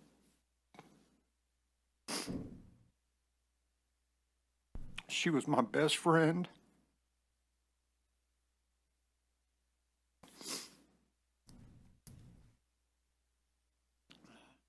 My greatest contribution to society. And today I sit before you a broken man. When Lucy left for camp, it was the very first time she had ever slept away from us. We entrusted her care to the camp operators, and never for a moment did we believe she would be returned to us in a casket. I will never forget that emotionless call that she was simply unaccounted for. We must make sure that when parents entrust their children to camps, that they can have the confidence that facilities are safe, operators are prepared, and emergency plans are sufficient and executable. And I'll add enforced as well. Many things could have been done differently to save our children's lives. I know this because, like a broken record, I replay every scenario in my mind, every day and every night, always asking, why? What were they thinking? Why didn't they do this or that? In conclusion, I humbly ask you to support these common sense, nonpartisan camp safety reforms. Do not water them down so that no other parent has to endure what we and others have endured. It's the worst kind of pain and emptiness one could ever feel. I'll close with this. I have a friend who's working his way through the Bible in 365 days, and he sent me the scripture from the other day, and it really struck a chord with me, and I just wanted to share it with you guys. Maybe it applies, maybe it doesn't. It's Ezekiel chapter 33, verse 6, the story of the watchman. It says, "But if the watchman sees the sword coming and does not blow the trumpet to warn the people, and the sword comes and takes someone's life, that person's life will be taken because of their sin. But I will hold the watchman accountable for their blood." Thank you. Thank you for your testimony.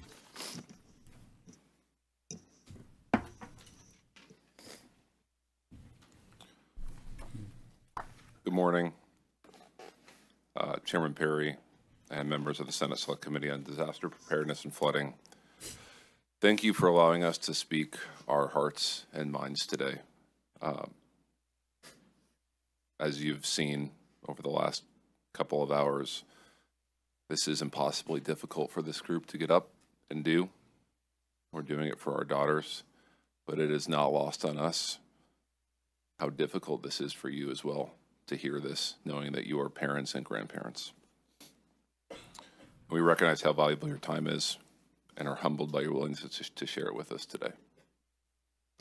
My name is Ryan DeWitt, father of Molly Claire DeWitt.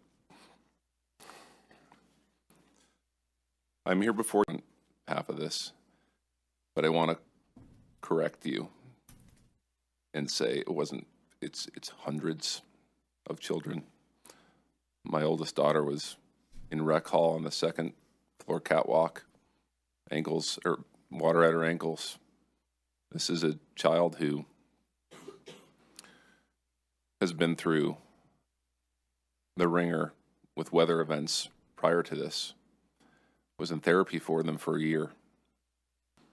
And I feel compelled to share with this group that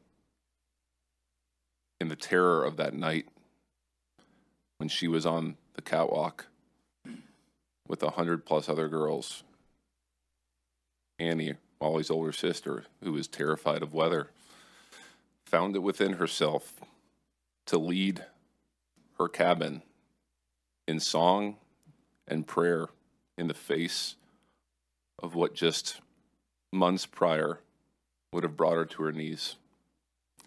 And I feel compelled to say that because my pride for my oldest daughter, Annie, along with her 26 newly minted sisters, who had formed an inseparable bond in just a week's time. Molly was and still is a bright light in this often broken world. She embodied so many amazing qualities despite her brief 9 years on Earth. She squeezed more into 9 years than many do into 90. Saying Molly was larger than life is no exaggeration. She was a humble little girl, so these next several bits would make her cringe, but I know she'll forgive me. Molly's relentless curiosity led to questions at all hours of the day and night, many of which I had never pondered as an adult, but probably should have. She wanted to know how and why the world worked the way it did. Some of it fascinated her, and some of it devastated her. She educated our family through her thought process. Her compassion was overflowing, always looking outside her circle of friends to see who else she could include, who might not have as many friends. She was drawn to those on the margins, the homeless, refugees displaced by war, children with disabilities. She said to me one night in bed, "Dad, it hurts my heart to see people hurt." I have replayed that moment so many times over the last 7 weeks.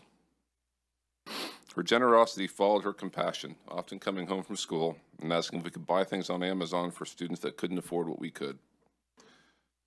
She would get very upset with me for not emptying my entire wallet for every homeless person we encountered. Her creative spirit was ever present, which she inherited from her mom. She planned to take over Elizabeth's interior design business when she got older, while running a taco shop on the side to appease Dad's career in the food industry. Her conviction was unwavering. What others thought and felt mattered deeply to Molly, but did not necessarily drive her decisions. Those were all her own, oftentimes to the chagrin of Elizabeth and I. Her athleticism and drive were remarkable.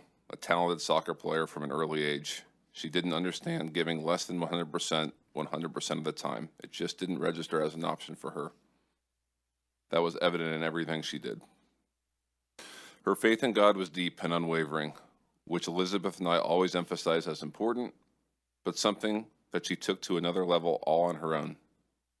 We continue to find notes and papers of prayers that she wrote to herself that are evidence of her love for our Lord. Molly was radiant, stunning in a way that went far beyond her appearance. Her beauty wasn't just seen, it was felt. Her expressive face told stories of joy, mischief, compassion, and light. Her vivid blue-green eyes held remarkable depth, connecting especially with those who felt unseen. She made people feel known, not just with her words, but with her presence. Molly's beauty was most powerful because it reflected the love and empathy she carried within. Molly's presence brought joy and inspiration to everyone she knew. She lived generously, loved deeply, and left a lasting impression on hearts far and wide. And most importantly, Molly was in ongoing awe of her older sister, Annie, every minute of every day. Annie taught her things Elizabeth and I could not. Molly was her biggest fan and always will be. The joy on her face when Annie allowed her to hang with the older girls cannot be put into words. For Elizabeth and I, our greatest life achievements are our daughters, Annie and Molly. What I've noticed over the last several weeks through texts and conversations with our new family seated next to me and behind me is that while Molly was no doubt unique in her own ways, she shared so much in common with her 26 new sisters. These young ladies were cut from the same cloth, destined to lead with love and change this world. And the two counselors from Bubble Inn, and I don't want this to take away from the counselors from Twins, who, as has been previously stated, did everything they knew to do and followed directions. But Molly was in Bubble Inn, and those two counselors, Chloe Childress and Catherine Ferruzzo, were without a doubt a 10-year fast-forward snapshot to where our girls were headed. They were both set to start classes here in Austin this coming Monday. They were loving, strongly rooted in their faith, and selfless. They will forever be heroes in our hearts.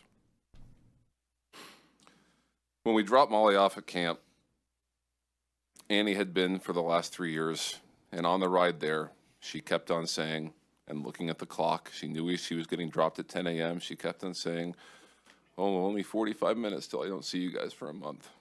Only 30 minutes till I don't see you guys for a month." We got out of the car. I gave Annie a big hug. She had been through this before. She looked me in the eyes and said, "I got this, Dad." She was homesick every time and worried every time, but she always pushed through. My goodbye with Molly is something I will never forget. She walked up to me. I was on one knee. She gave me a big hug. She pulled back. She grabbed me by both arms and she looked me directly in the eye. And no less than 10 times, with eye contact I had never experienced from this little girl, she said, "I love you, Dad. I love you, Dad. I love you, Dad." While I'm so grateful for that goodbye, that moment haunts me today, because shortly thereafter, I pulled the car farther, and I was told, as I'm crying, "We got her. She's safe." We drove out of camp. I'm a wreck. And I looked at my wife, Elizabeth, and I said, "I don't think we should go out of town, overseas." And my worry was something would happen to us on the plane in another country, that we wouldn't be able to go back and pick our daughters up. And never in my wildest nightmares did I think that this is what was going to occur. In short, on July 4th, the world lost 27 lives that were destined to change our landscape forever in their own unique ways. The biggest tragedy is that it never should have happened. This was 100% preventable. We are here before you today as grieving parents, as you've heard, living in an unimaginable nightmare, but also as pillars of strength for our daughters' legacies, to ensure that what happened on July 4th never, ever happens again. Senate Bill 1 is long overdue, reflects common sense life-saving measures that every camp in Texas should be required to undertake, taking the appropriate preventative measures to remove as much possible risk of disaster, in concert with doubling down on detection, training, and response when the disaster does occur. It's the only path forward here. Every camp should consider the location of their buildings and sleeping quarters. Every camp should utilize a functional and effective early warning system. Every camp should have a detailed evac plan that is documented and run through, both in and out of camp session. Every camp should have an adequate adult to camper ratio. Corners cannot be cut. Arms cannot be twisted. Gray areas cannot exist. These were our children's lives. Now we fight united for the safety and lives of millions of children that will attend camps in the future. And the future is right now, not the next special session in 27. And I recognize as I look at the 9 of you that this message is not directed at you, but I know this is public testimony. And I'd like to say, for those that may dare to oppose the fundamental principles of this bill, I'd ask that you envision stating your case in front of our 27 daughters. If you had the opportunity to look each of them in the eyes and tell them that their safety and the safety of millions of future campers was not a priority, could you do it? We cannot answer that question for you. In closing, we're humbled and honored as a group for the incredible support we've received from our local communities. We would not be here without you.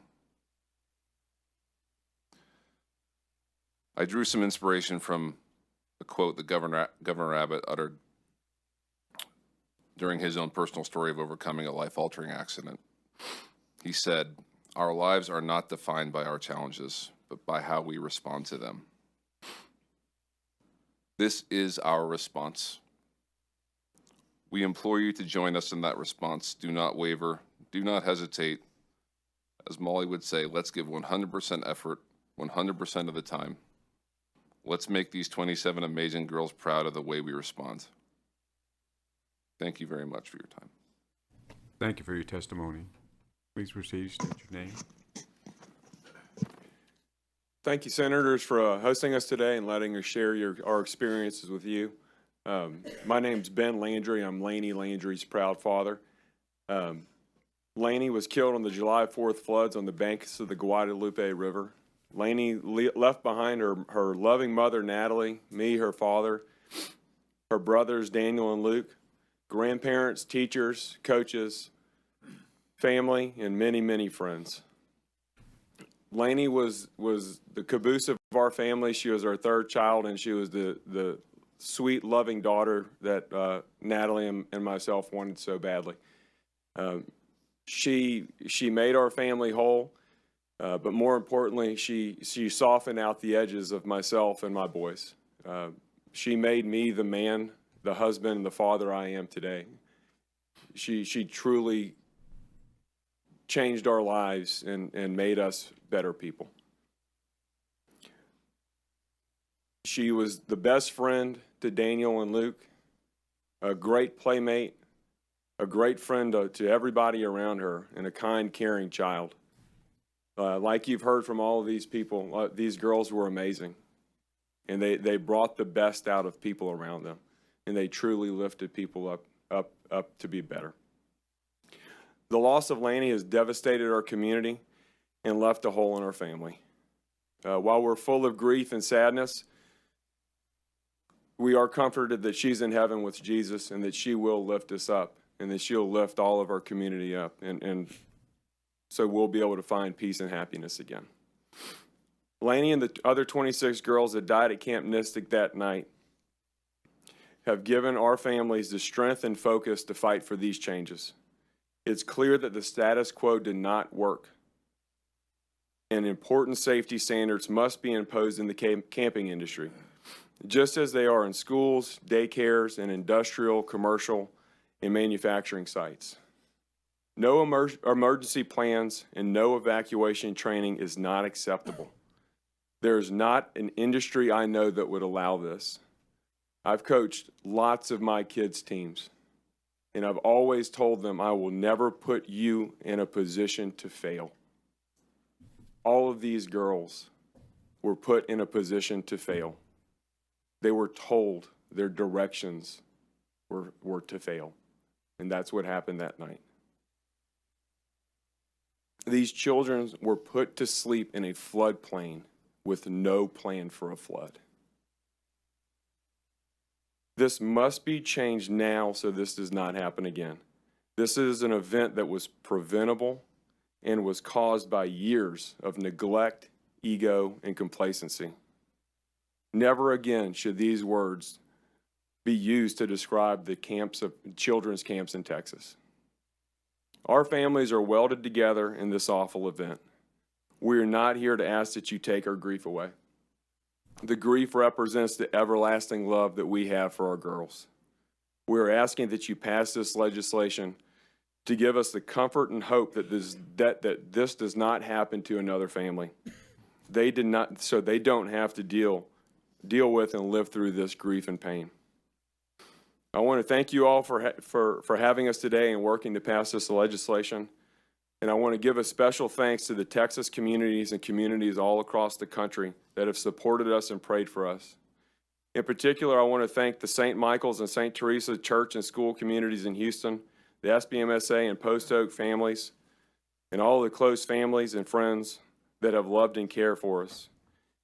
In particular, I want to, even more detailed, I want to thank the families, the 26 other families here who have all lifted each other up, have supported and cried together and helped each other and to get through this time. Like our daughters, your kindness will not be forgotten.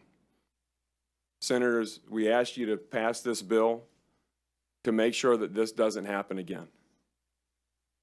And we also ask for your commitment to make sure that the full resources of the state of Texas are committed to finding Seal Stewart and to bring her home to her family. Thank you all for your time. God bless you. Thank you for your testimony.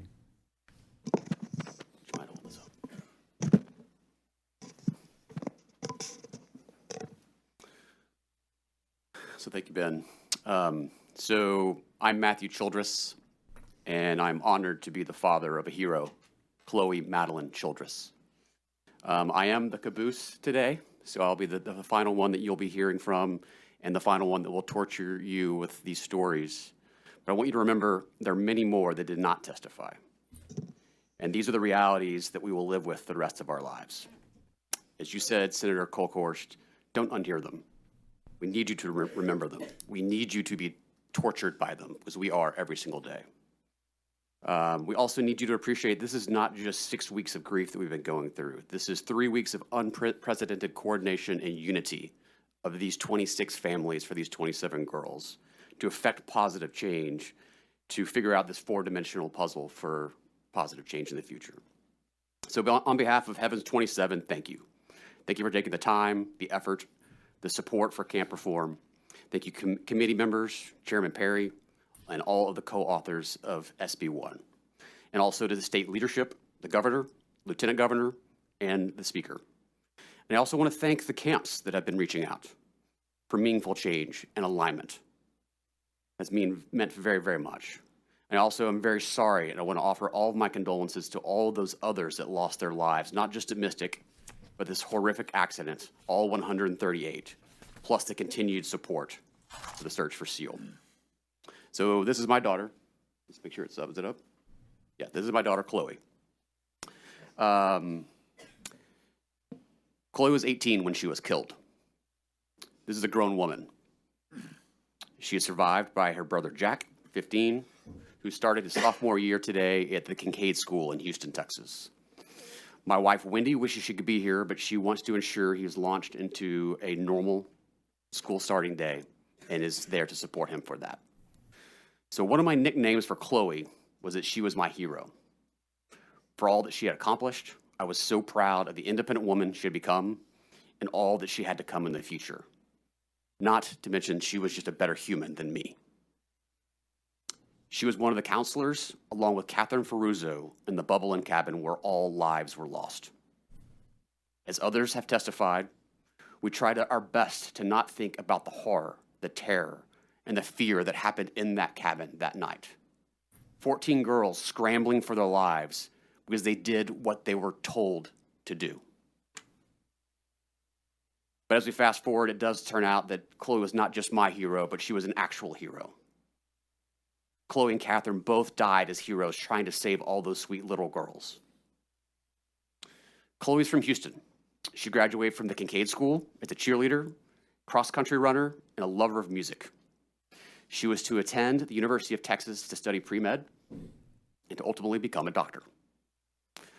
Chloe was the perfect balance that I could ask for. She was fun, she was spontaneous, she was a troublemaker, she made all of her friends laugh, but she was also smart and studious and driven. And because of this, I called her the machine. She was also a rule follower. As her father, this is what I taught her. I taught her manners. I taught her respect. I taught her to obey orders and authority. She did what I told her. She followed directions of the authorities. And that is what killed her. Last Thursday, instead of moving my daughter into Hardin House, about a mile from here, to start her freshman year, I was at the state capitol with 25 other grieving families that had lost their daughters. We were there to plead with state leaders, asking them to take action so this tragedy would not happen to anyone else in the future.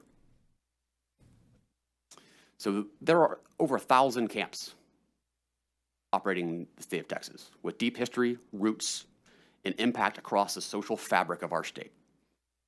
As a boy, I attended camp in Hunt. The women in my family are 3 generations of Camp Mystic. I spent my youth picking up my sister at Mystic, staying at the River Inn, and begging to stop at the Hunt store on the way out for a burger. These are places that create lifelong memories and friends that folks will have for the rest of their lives. These are places that should live on and should be cherished and enjoyed for generations to come. The change we are asking for is to provide protection measures to ensure that camps can survive. So the changes we are asking for are very common sense, logical, nonpartisan ideas for camp safety. These are positive, forward-looking changes to ensure a continued flow of new kids into these camps for years to come and giving the parents the assurances that they need. So first, prevention. No child should sleep in a floodplain. Daycare and schools already have sitting laws that prohibit such dangers. I do support the exemptions or exceptions for lake-bound camps that Chairman Perry spoke about earlier. I am from Houston. I know what it means to live in homes in the floodplain. I've lived through Allison, through Ike, through Rita, through Harvey and countless other storms. And as I tell many people, it's not a question of if a Category 5 hurricane will hit Houston. It's just a question of when. When you look at the Central Texas storms, they have happened before. These storms will happen again. And anyone telling you otherwise is fooling themselves. Second, detection. Simple flood and weather alert systems with backup communications would have saved lives. Third, training. The official plans at most camps are to stay in place. The girls who died here were the ones that followed that plan. Training should prepare staff and campers to act, not to wait in danger. And then finally, response. There needs to be better coordination with local first responders because in an emergency, confusion kills, and we saw that on July 4th. These are basic protections that all parents should expect when they entrust their child to a camp. They are not costly, and camps have simply been exempt. That exemption has now cost lives. So we need to, from a timing perspective, we need to make these immediate changes in this special session with everyone's support because people are already enrolling their children for summer camp next summer in 2026. But we are also here to remind all of you that we are here for the long haul. We have to live with all this for the rest of our lives. I plan to make it my second job so that no other parent has to go through this type of pain. As we look towards other meaningful reforms across the spectrum in future years, in future sessions, hopefully you'll see me again in the future. Again, pressing for common sense, nonpartisan reforms that everyone can support. People ask me every day how I'm doing. I tell them the truth. And for the record, I tell them, this sucks. This pain is unbearable. Chloe was killed following the manners that I taught her. I lost my firstborn, my machine, my running buddy, and my hero. And for this group of Heavens 27, I am overwhelmed by the unity that the 26 families have had. This all came together in less than 3 weeks, and we have to see this through. There's nothing we can do to bring our daughters back, but we can honor them by ensuring their deaths lead to meaningful change. For now, the time is to act and support SB 1. For my hero, Chloe Madeline Childress, the rest of Heavens 27, and for the millions of campers and parents in the future, so this does not happen again. Thank you all for your support. Senator Bettencourt. Thank you, Mr. Chairman. Gentlemen, I just want to tell you, your testimony is absolutely 100% correct. There is a lot of grief in this room, but there's also anger. You know, I have to suppress it now because I feel what could have occurred and what didn't. But I also know that there's 1,100 camps out there that, and many of them do it the right way. This camp was horrifically wrong. The instructions to Chloe were horrifically wrong. And that's where that anger comes in. I have to portray my Irish Catholic, or betray it, I guess, to keep from reacting to it, because I feel it too. And you don't have to worry about, a couple of you mentioned bipartisan. There was no partisanship here. My classmate and friend Jose Menendez and I and Senator Blanco has sat through everything in Kerrville underneath the Dios from Senator Flores and Chairman Perry. And we're going to make these changes stick because they are common sense. You know, and Ben, you made a point about being a coach. You know, I've been everything from a SBISD, you know, superintendent on baseball on down. And you never leave your children at a point of failure. Never put them out to fail. And they didn't. But a lot of other people did. So we're going to recognize the obvious and do what we can to change it. And there won't be any testimony against this. And Ryan, to you, I want you to hold on to that 10 seconds with your daughter, because that's her gift back to you. And you keep giving that gift to everybody that you know of for the rest of your life, because that's what she'll want you to do. My life's purpose has been redefined. I could tell. You know, and God bless you.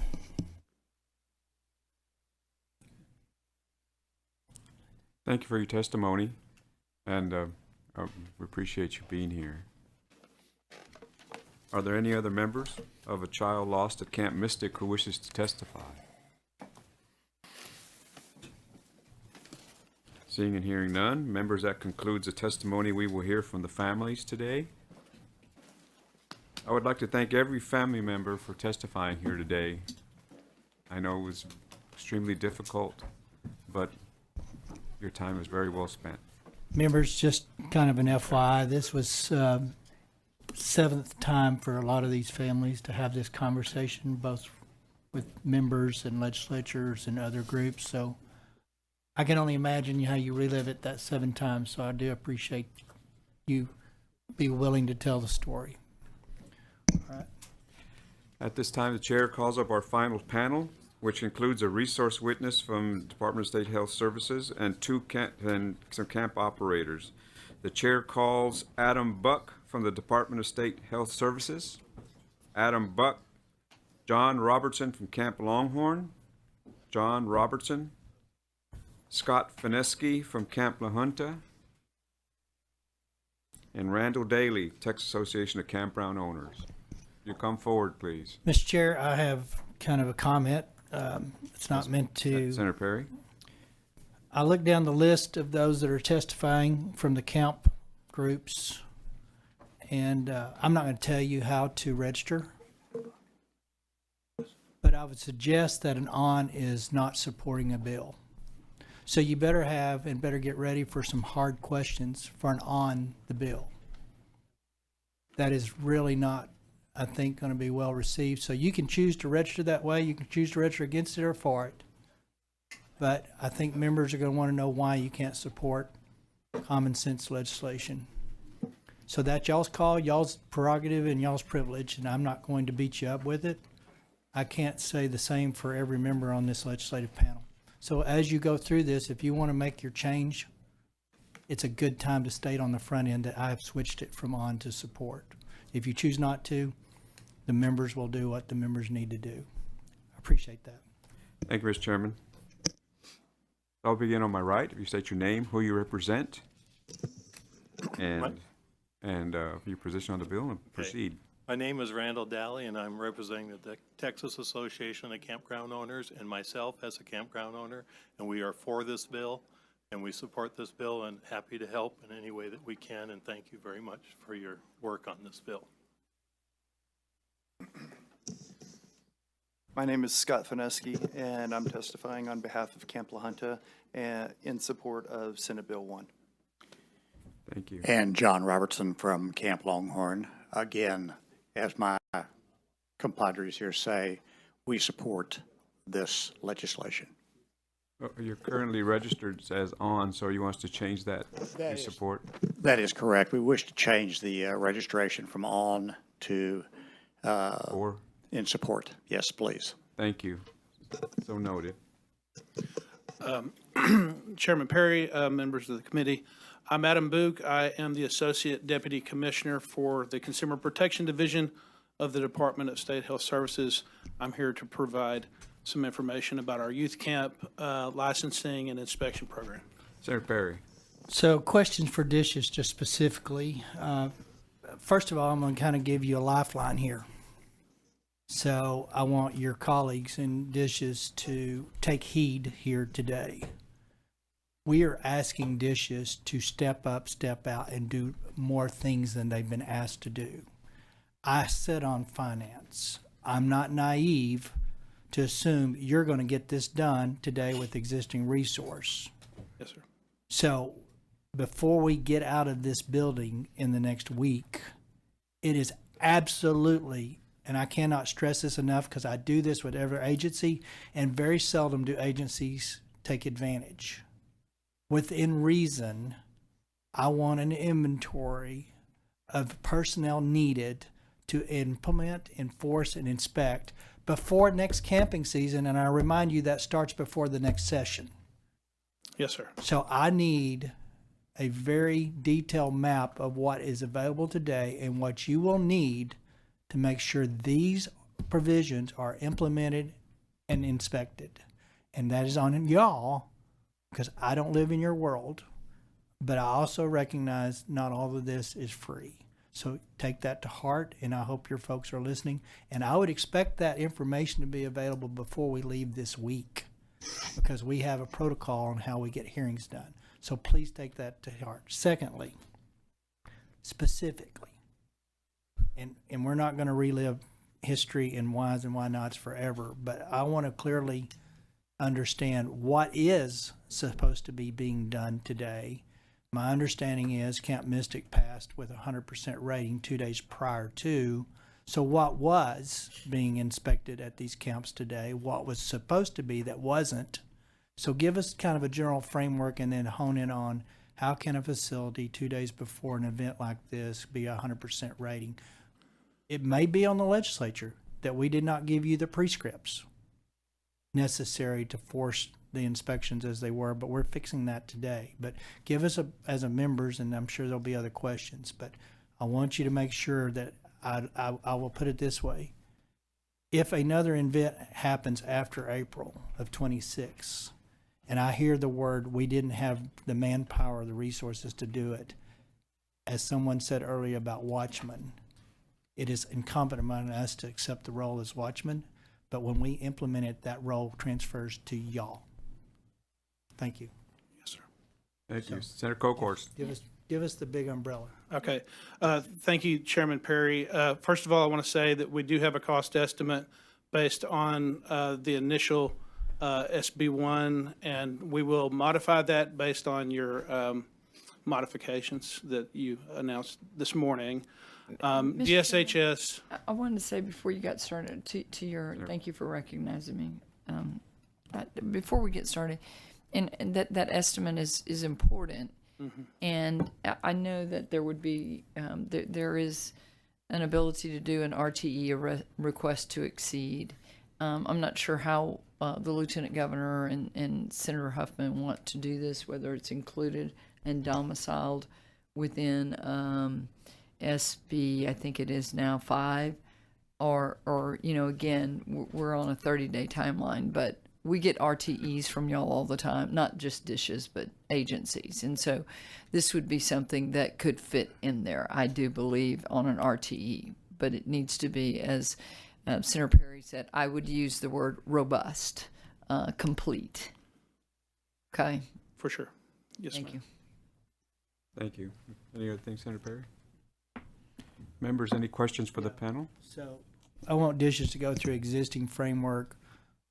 I don't want to rehash what we didn't get done specifically, but I think people need to answer that question, how 100% inspection was created, if it was because we didn't require what we should have required, or if it's required it, but it became complacent, if it's just kind of check the box routine stuff. So share with us what you can share about existing and what this next level will Yes, sir. Health and Safety Code 141 has 15 standards that is broken down currently in section 141.0025.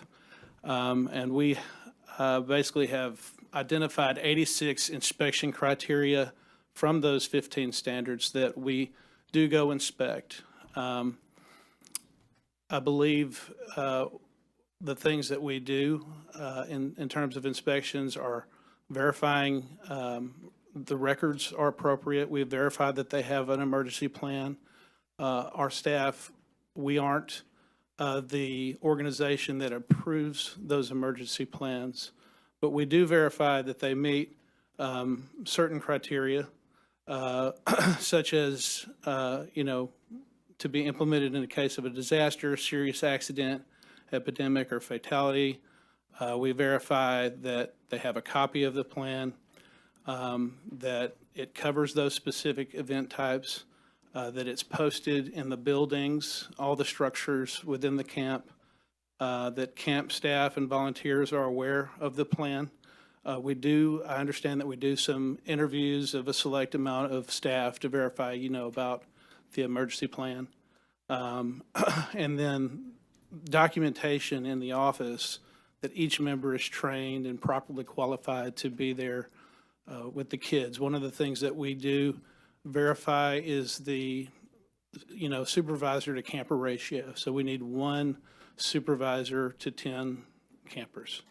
And we do verify that.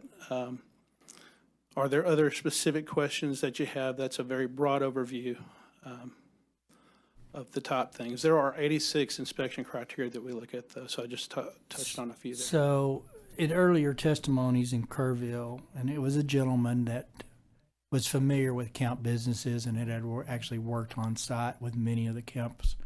He made a comment that 6 of the 19 had an evacuation plan. Is it your experience that every one of the camps required to be inspected, had an evacuation plan? Or do you have deficiencies? Okay, so the requirement for an emergency plan is that it has procedures for emergency shelter and for evacuation of each occupied building in the facility. But what I'm asking compliance. How many don't have a plan, or did everyone inspected have to have a plan? Well, if you don't have an emergency plan, then it is, we do have enforcement requirements for that. We consider that like I forget what the level is. There's basically 3 levels of enforcement, and it's, you don't have an emergency plan. You can yank a license? I would have to look at that. It doesn't matter. But Like I I say, believe we're that we changing have- your world a lot, so moving forward. But I'm trying to get down to, I was told 6 of 19 in a hearing by a guy that's not in y'all's department. Okay. So the question I have, do you know how many camps didn't even have an evacuation plan? As far as I'm aware, our inspectors have verified at each of the 375 camps that we license Right. that they had emergency plans. Those emergency plans are supposed to include evacuation. Okay. That's good information. So just FYI members, there's about 1,000 camps. 600 of them are in Chapter 54 or something. They're non-youth camp, typically other kind of venues. So they are responsible for about 354, I think is the number. So Dishes is. So that's kind of the background on that. Senate Bill 1 is the framework for what we believe that will help hopefully prevent another event like what we've just done. I caution to camps and state employees, this is only good as the people that engage it. And so one of the biggest contributors to what we found out, and it could have been any camp, I promise you it could have been any camp, was complacency and human nature and out of sight, out of mind. And 4 years from now, when this event unfortunately fades into, where only those personally affected remember it, there's a good chance that if inspectors are not extremely diligent in pursuit of making sure this stuff is followed through, we wind up with a new event regardless of what the bill says. So it's incumbent upon state agencies and members. As members, we get calls. There's so-and-so out here inspecting us, and we think they're not being fair. What can you do? So I would just say on this stuff, that as members, we do assume the role and walk through what the issue is, but never yielding from what we're living through today with these families, that there's a reason we're going here. So it's real easy to get into that member role, trying to help, trying not to make anybody mad. But that's not our role. Our role is to make sure these kids are safe going forward. So, and I'm not upset with Dishes, to be clear. I just think that we had a lot of complacency and box checking that becomes partly routine over time. So I appreciate that. Senator Menendez. Thank you, Mr. Chairman. Is it Mr. Buick or Buck? Buick. Buick. Okay, Mr. Buick. I see you mentioned, you testified that you licensed 375 camps. In FY25, yes, sir. Of those 375 camps, what schedule, what type of rotation are they on? How often do you actually have them inspected? Is it once a year? Is it once every 2 years? How often can we rely, the public rely, that they're inspected? So the way that it works, we have two different kind of license. We have new licenses, and those licensees require a pre-license inspection. So we'll get the application, we verify that they go through a background check and all that. Once the application's good, we assign an inspector to go out and conduct a pre-license inspection. Once the new camp meets their pre-license inspection, then we give them an approved license within 30 days. Okay. If we find any deficiencies during that pre-license inspection, they have 10 days to make corrections. That's the first category. The biggest category that we have are renewals. I think in FY '25, we may have had one new camp license.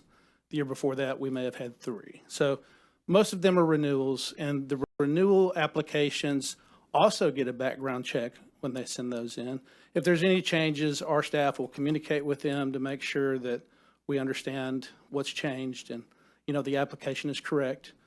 But we do an annual inspection sometime during the operational period, which is typically June through August, the youth camp season while school is out. So all 375 camps have an annual review? That is the goal. I've been told that we have some camps that are licensed that only operate like 10 days out of the summer, and those are a little harder to get to. So for FY '24, we got to 95% of the licensed camps that year. But again, the goal is every camp, every year, at least once. Very good. Thank you. Thank you. Senator Kokors. Just want to follow up on a couple of questions. I have a history of different bills that were filed all the way since 1973 on camps. Some of those being waivers, carve-outs that have passed the legislature. And so just as a point of reference, we'll be looking at all of those and trying to make sure that we didn't make some mistakes along the way with some of these waivers. And so the other thing that I would like to ask is, of the licensed camps, do we have a record of how many are accredited by the accreditation process that's kind of a national standard? First of all, on the waivers, I was texting my staff while we were hearing some of the testimony earlier, and they have confirmed we're not aware of any waivers that have been requested or approved at this time with current licensees, just so you know.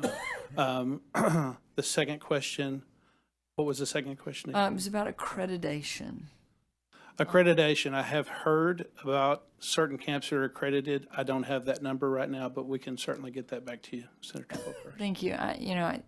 There would be, some that would say, and we use accreditation processes for a lot of, the myriad of things that we oversee. We have SACs for colleges and things like that. So it might be something that we need to consider as a standard. It's kind of a gold standard, obviously. So I know I've had some questions about that. Thank you. Senator Perry. Thank you. Back to the waivers. I guess I'm just not even thinking. This resets. SB 1 resets. Yes, sir. I heard that. It's as if nothing existed today. This is the new one. So any waivers of the past, gone. Because I can only assume most of them were exempting them out of things we thought were important enough to put in statute, but people didn't want to do it. So if there's some legitimate need for something, which I cannot envision what it would be, but generally speaking, I want DSHS to understand it doesn't matter what the past waivers were. This is a new day. Okay. Thank you. Thank you, sir. Thank you. Members, any other questions? Mr. Daly, do you have any testimony that you wish to present? No, sir, we're just here in support of the bill. You have any testimony you wish to present? We sure like to hear it if you have some. Sure. Sure. Chairman Perry and members, thank you for letting us come in and testify today. Again, my name is Scott Fineski. I'm the owner and director of Camp La Junta in Hunt, Texas. And before anything else, just want to, we heard some pretty powerful testimonies earlier, and and just want to say, we are deeply sorry for all the loss that has been happening in Hunt. It's, through the community and through the camp community, we're grieving alongside and with the families, and it's difficult to wrap our brain around the devastation, and it's been, and so just wanted to say, we are sorry for all the loss that has happened. A little bit about, the night. On July 2nd, we welcomed our second-term campers. We had 295 campers and an additional 100 staff members were on site for second term. The following night, the storm struck. My wife and I, we were awake early, as were members of our staff. However, we did not receive any emergency alerts or warning about the rapidly rising river. We first were indicated or found out something was happening when my wife was looking out the front window and saw a dining hall table floating across the athletic fields, and she looked at me and said, "I just saw a dining hall table." At that point, we realized that something was going on. We quickly threw on shoes and ran and sprinted to the cabins. We opened doors and woke the counselors and told them count heads and head to the maintenance road. That maintenance road is a high spot on our camp, and it's a spot that's familiar to everybody, and that's our meeting spot. The counselors, they did an amazing job in getting the kids awake and getting them out quickly of the cabins. One cabin complex began taking water on quickly, and we could not immediately reach it. I used flashlights, passed them out to the counselors, and we lit up the cabin the best that we could. There was no power at the time, and we instructed the counselors to move their campers to the rafters in the building. The rafters are accessible via bunk beds, so that, and so that was, that was a very doable, very understanding thing for them. While my wife was on the phone with 911 at that point. At this time, the rest of the camp was safely located at higher grounds with their counselors. Once the waters slowed to a manageable level, I accessed the cabin complex, and climbed to the rafters with the kids and said, "I know we're scared, I know, but we're brave, we're strong, and we're going to be safe." At that point, we set up a landing spot for the kids and helped them get out of the rafters, and I started evacuating the kids out of the rafters, carrying them across what was our sidewalk, but now had fast water, or had at that point water coming across it. When the water lowered a little bit more, slowed down a little bit more, I felt that I could bring counselors to come stand in the water, and we formed a line, and a counselor helped me pull the kids out of the rafters, and we carried the kids across the sidewalk out of the water and over to my wife on the high grounds. In addition, we had one smaller cabin that housed 4 of our counselors. It was swept off of its foundation, and it floated about 25 yards away from where it was originally located, and it was stopped by a tree that was, along the path. Once it stopped, I was able to reach out to the counselors and get them out safely and up onto dry land. Sometime in the morning after sunrise, we received a phone call from local authorities to confirm the status of our situations. I let them know that we were all safe and accounted for, but we had no water, we had no food, and we had no electricity. They said they would not be able to help us at that time. And the way that we were able to secure water and food for our campers was that we had a family member who was able to get a private helicopter to fly in and give us some food and give us some water for the kids. Throughout the day, we had our kids staged in the high cabins that were, untouched by the waters. And my wife and I, we were calling everybody that we could to try to figure out how we were going to be able to get out of camp. We did not receive any help in that way. My wife called the superintendent of Kerrville ISD and said, we need buses.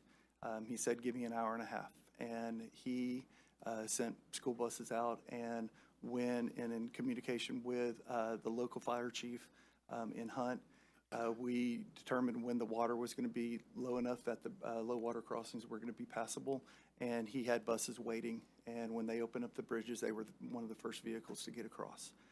They came into camp, and after head checks and making sure that we had everybody, campers and counselors alike, on those buses, they left and they went into the staging area in town. And we had already been communicating with parents where that was going to be and when they needed to arrive at that location. And that was about 6:30 that night that we finally were able to evacuate camp.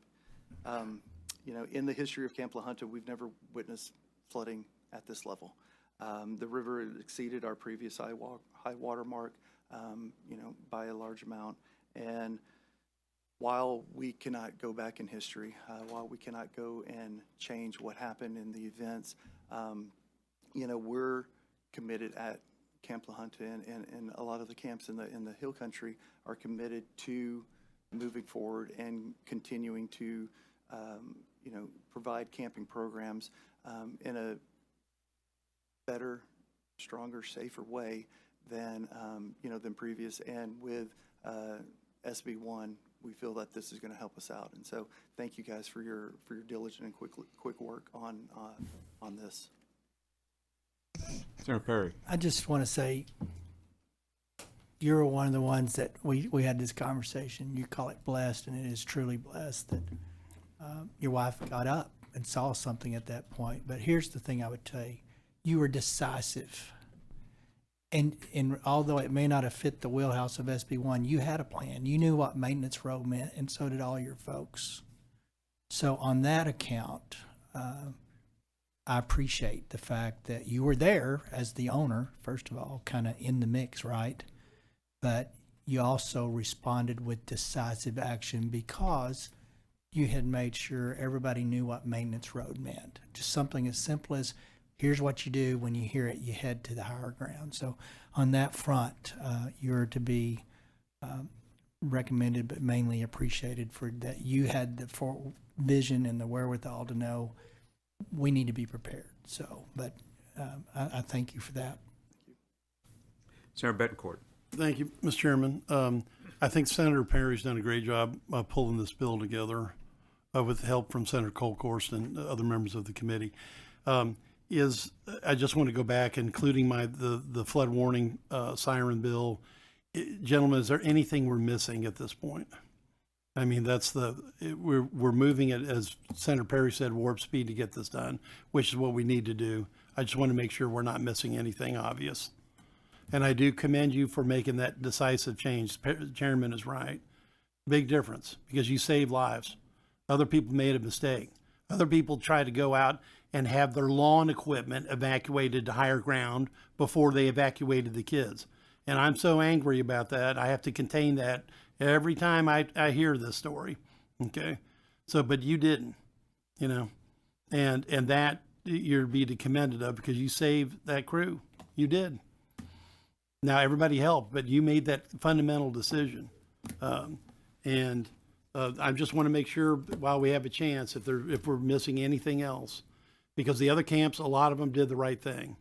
And this bill is not to punish the camps that did something good, but to collect the best practices that we all do it right in the future. Gentlemen, sorry, Mr. Chairman. You'd like to respond? The only thing that I'll say is neither my wife nor I, and anybody on Camp La Junta grounds, we're hooked up and connected to alert warnings, and we did not receive a warning that morning. And even though you're hooked up, you didn't receive it, so you didn't get National Weather Service or? We use phones, and so our apps, and so at that point, we did have cellular, and so we did have, so we were connected. We were able to place phone calls. My wife was on the phone with 911 on camp at that point, but we did not receive any alerts. Well, there was a preposterous failure for Kerr County not releasing their own warning on top of everything else till already the flood system had already gone to maximum, torrent. So, all right, thank you. Senator Colcourt. Thank you. Senator Bencourt, local leadership matters. It does. So, Mr. Fineski, I have to ask this question. When you saw a picnic table floating, could you give me, point of reference, a time? I can't give an exact time, and just so you understand, it was not a picnic table. It was a dining hall table. So our dining hall walls came down. And so we had what ended up a house from upriver came and landed and ended up in our kitchen. And so that's what broke through our walls. And so You have no idea what time that was. I know it was after 3 o'clock, and it was before 4 o'clock is when we saw that. We ran out and started the evacuation. I want to say around 4:10, 4:15 is when we left the house, roughly. But looking at my phone and looking, we determined that just by the first calls to 911, really, and just kind of guessing from that time period. So, and I think this is really important in coordination with all the other bills and what we heard. So, Chief Kidd in the back of the room, I'm going to go with your timeline. It's not off by 2 or 4 minutes with Senator Perry, the video that you played in our first hearing. But 1:14 a.m. first warning in Ingram and Hunt.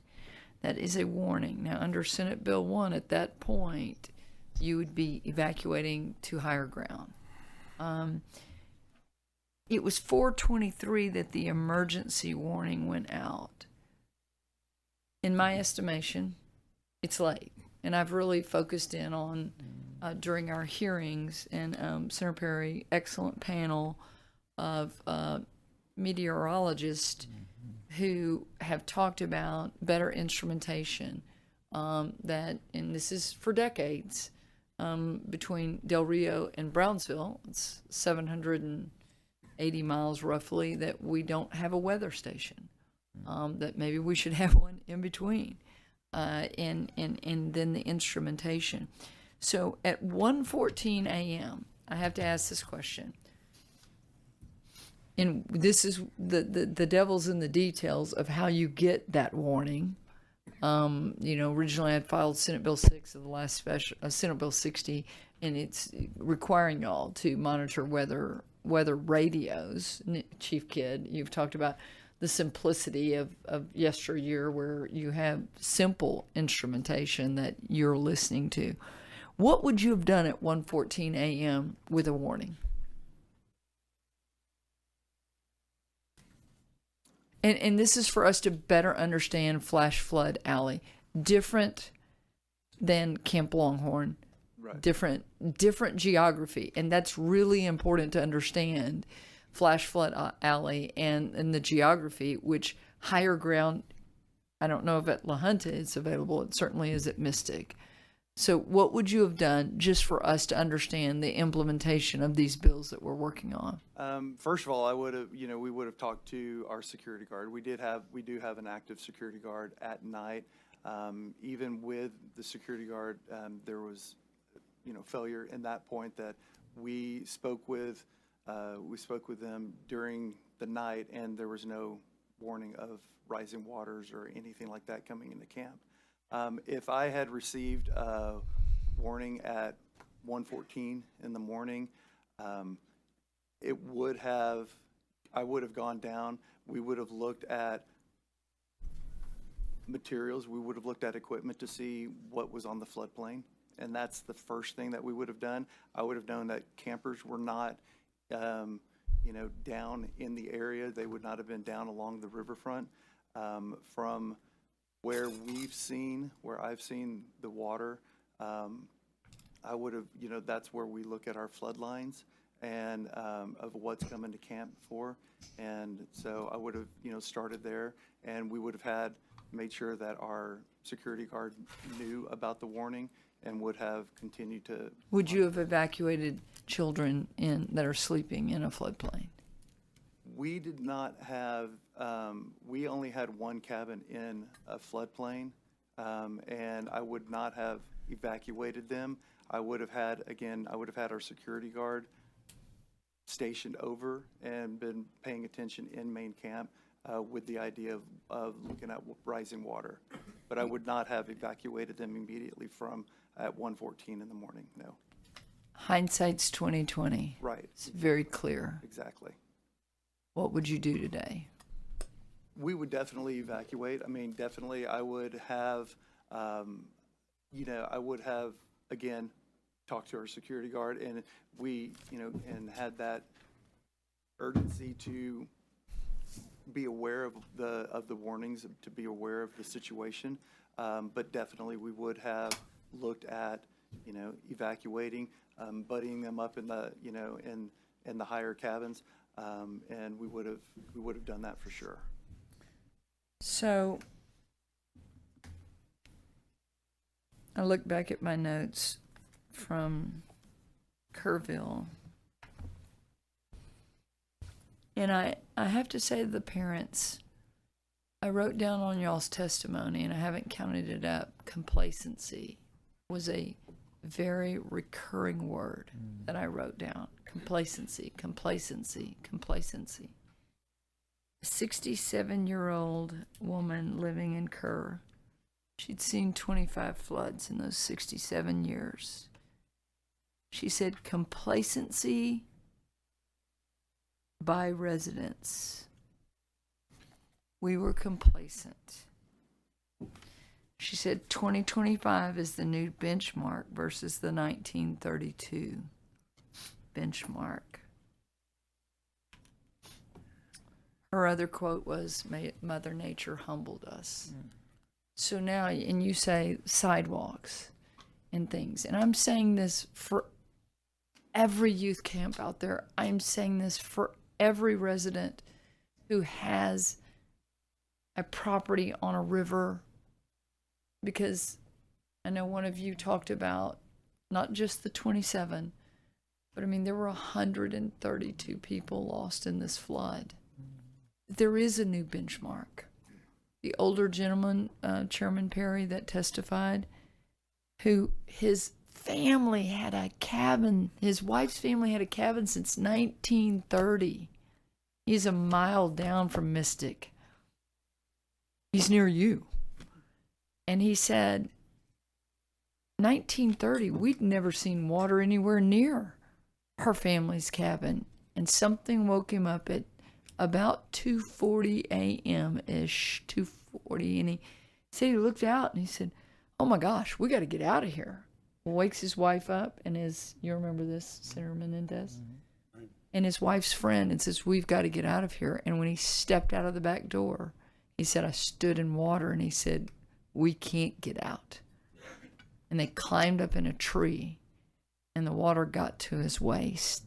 And he said, this is probably it.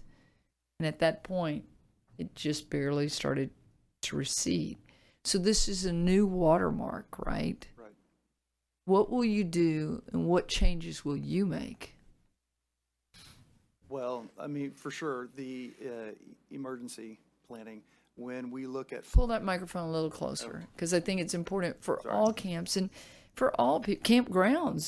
Senator Perry, you created a new chapter in the Health and Safety Code and under a new section, I think it was 700 and something, for campgrounds. I mean, like not youth camps, campgrounds.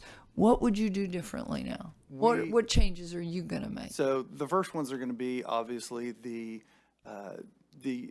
emergency evacuation plan. I mean, the way we deal with floods, because like you said, we now have a new benchmark. We know what can and will happen, and so we are going to, as an organization, we're going to, make sure that we write that down. We do train on our emergency action plan, and so we will continue to do that.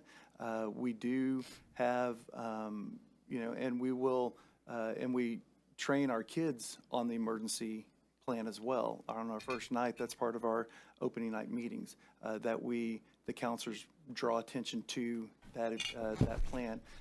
We address it as a camp. We do that, and the activity counselors are trained on that, because our emergency plan is not just a one-size-fits-all, because some kids will be on one side of the property while while kids are on the other side of the property. So what they know from the cabin is not what they know when they're in canoeing class or something like that.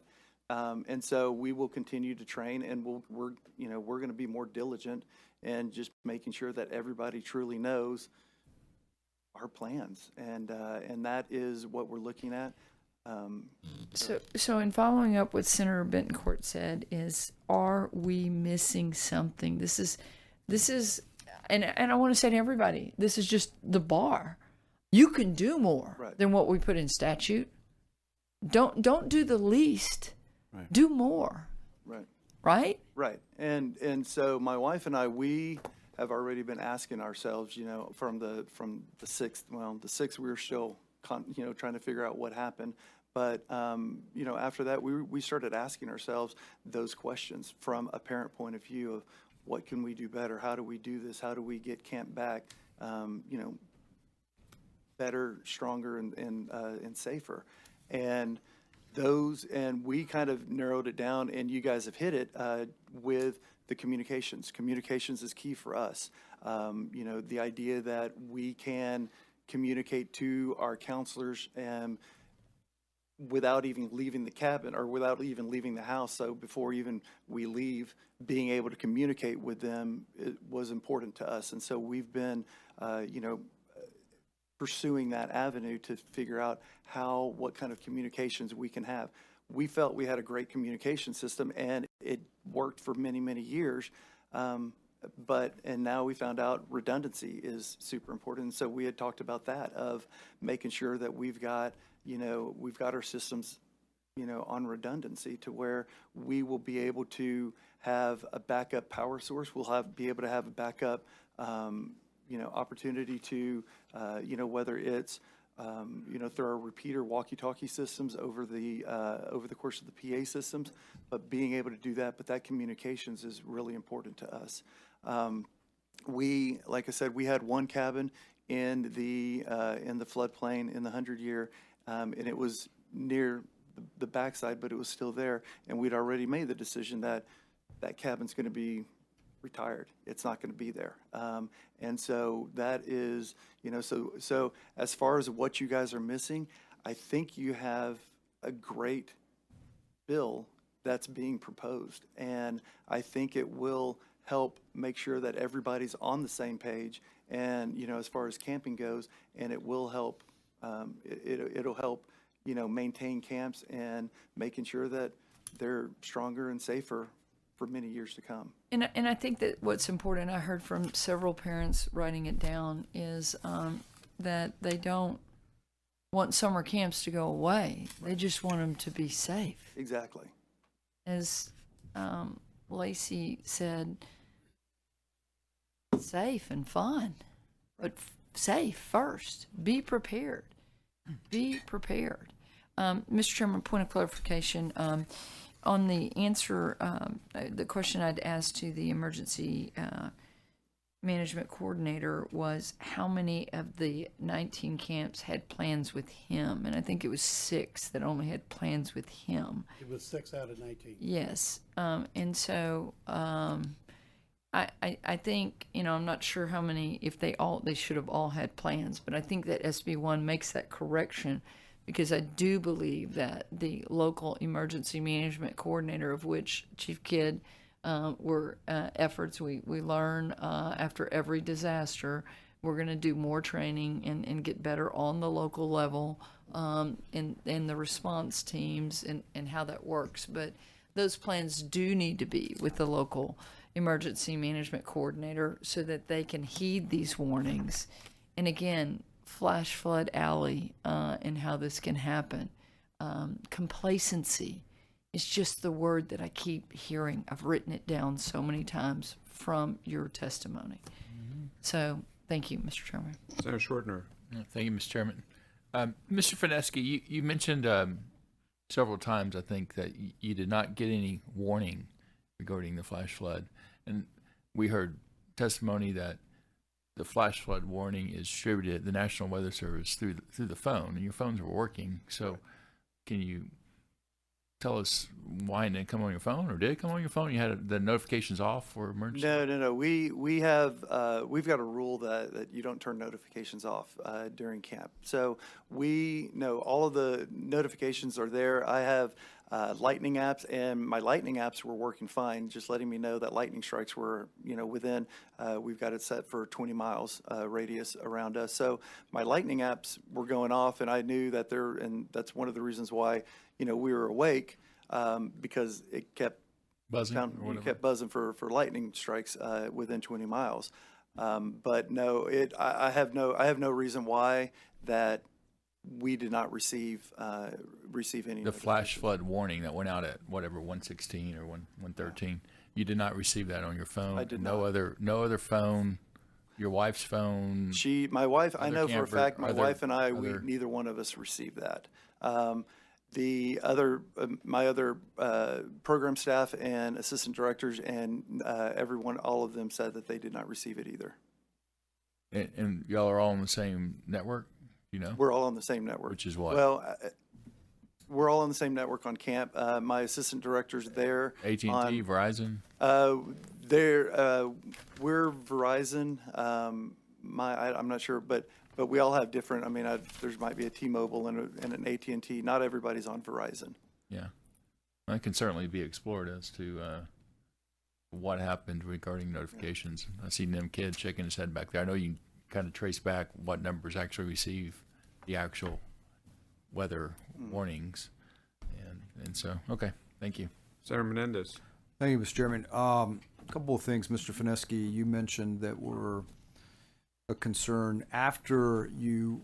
Well, first and foremost, thank you for your decisive action, and as the chair has mentioned, and after you told everyone to evacuate to the high point in the camp, I think Maintenance Road, is that correct? That's correct. And so you get everybody to evacuate. You go back, and you know where the one where the water is in. You get them into the rafters.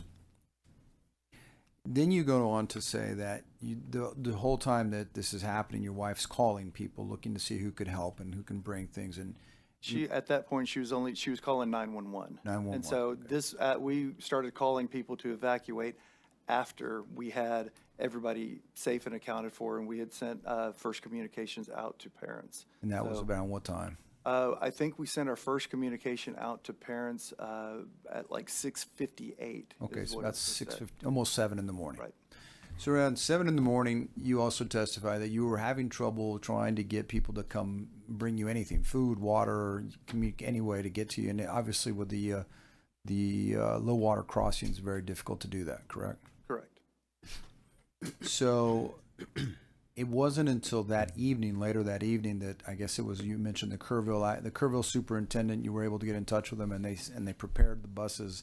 And as soon as the water had receded enough, they were able to come in and evacuate all of the campers and the counselors and everyone. Yes. Approximately how many people do you think they evacuated? We evacuated about 400 people 400 that day. people. So I guess It is. that benefit for all of the children and all your counselors, that came directly as a coordination with the school district. That's correct. And so I was just thinking that I'm not sure if we're missing an opportunity, because every one of these camps has a school district in it, near it, and they all have school buses. And then maybe we should do some coordination, and we thank them for what they've done on that. And so thank you for your testimony today and your quick action. Thank you. Thank you, Mr. Chairman. Senator Hinojosa. Thank you, Mr. Chairman. Thank you all for your testimony. Mr. Book, excuse me. You testified that these camps have an emergency plan requirement, correct? Yes, sir. Okay, and who's in charge of looking through that evacuation plan? It's not enough that you just say we have an evacuation plan, but what's in that plan? I mean, you know, I feel like I should ask this question on behalf of the families of the Heaven 27 as a father of littles that same age range. Is stay in your cabin an acceptable evacuation, plan? I mean, the order that was given to Chloe Childress that she followed, potentially, paid for it with her own life. All these beautiful girls that she potentially could have saved. Is that an acceptable plan for an evacuation requirement? With the current rules, each camp is responsible for developing their own plan. We don't approve the plan. We just verify that it meets the requirements of, addressing the four big things, which is disaster, serious accident, epidemic, or fatality. And then they must post their plan in every building. And that's what our inspectors verify. So should there be something to that standardization, Chairman? Yeah, so it's complicated, and I don't want to try to land the plane here in a big sense, but every disaster is different and unique.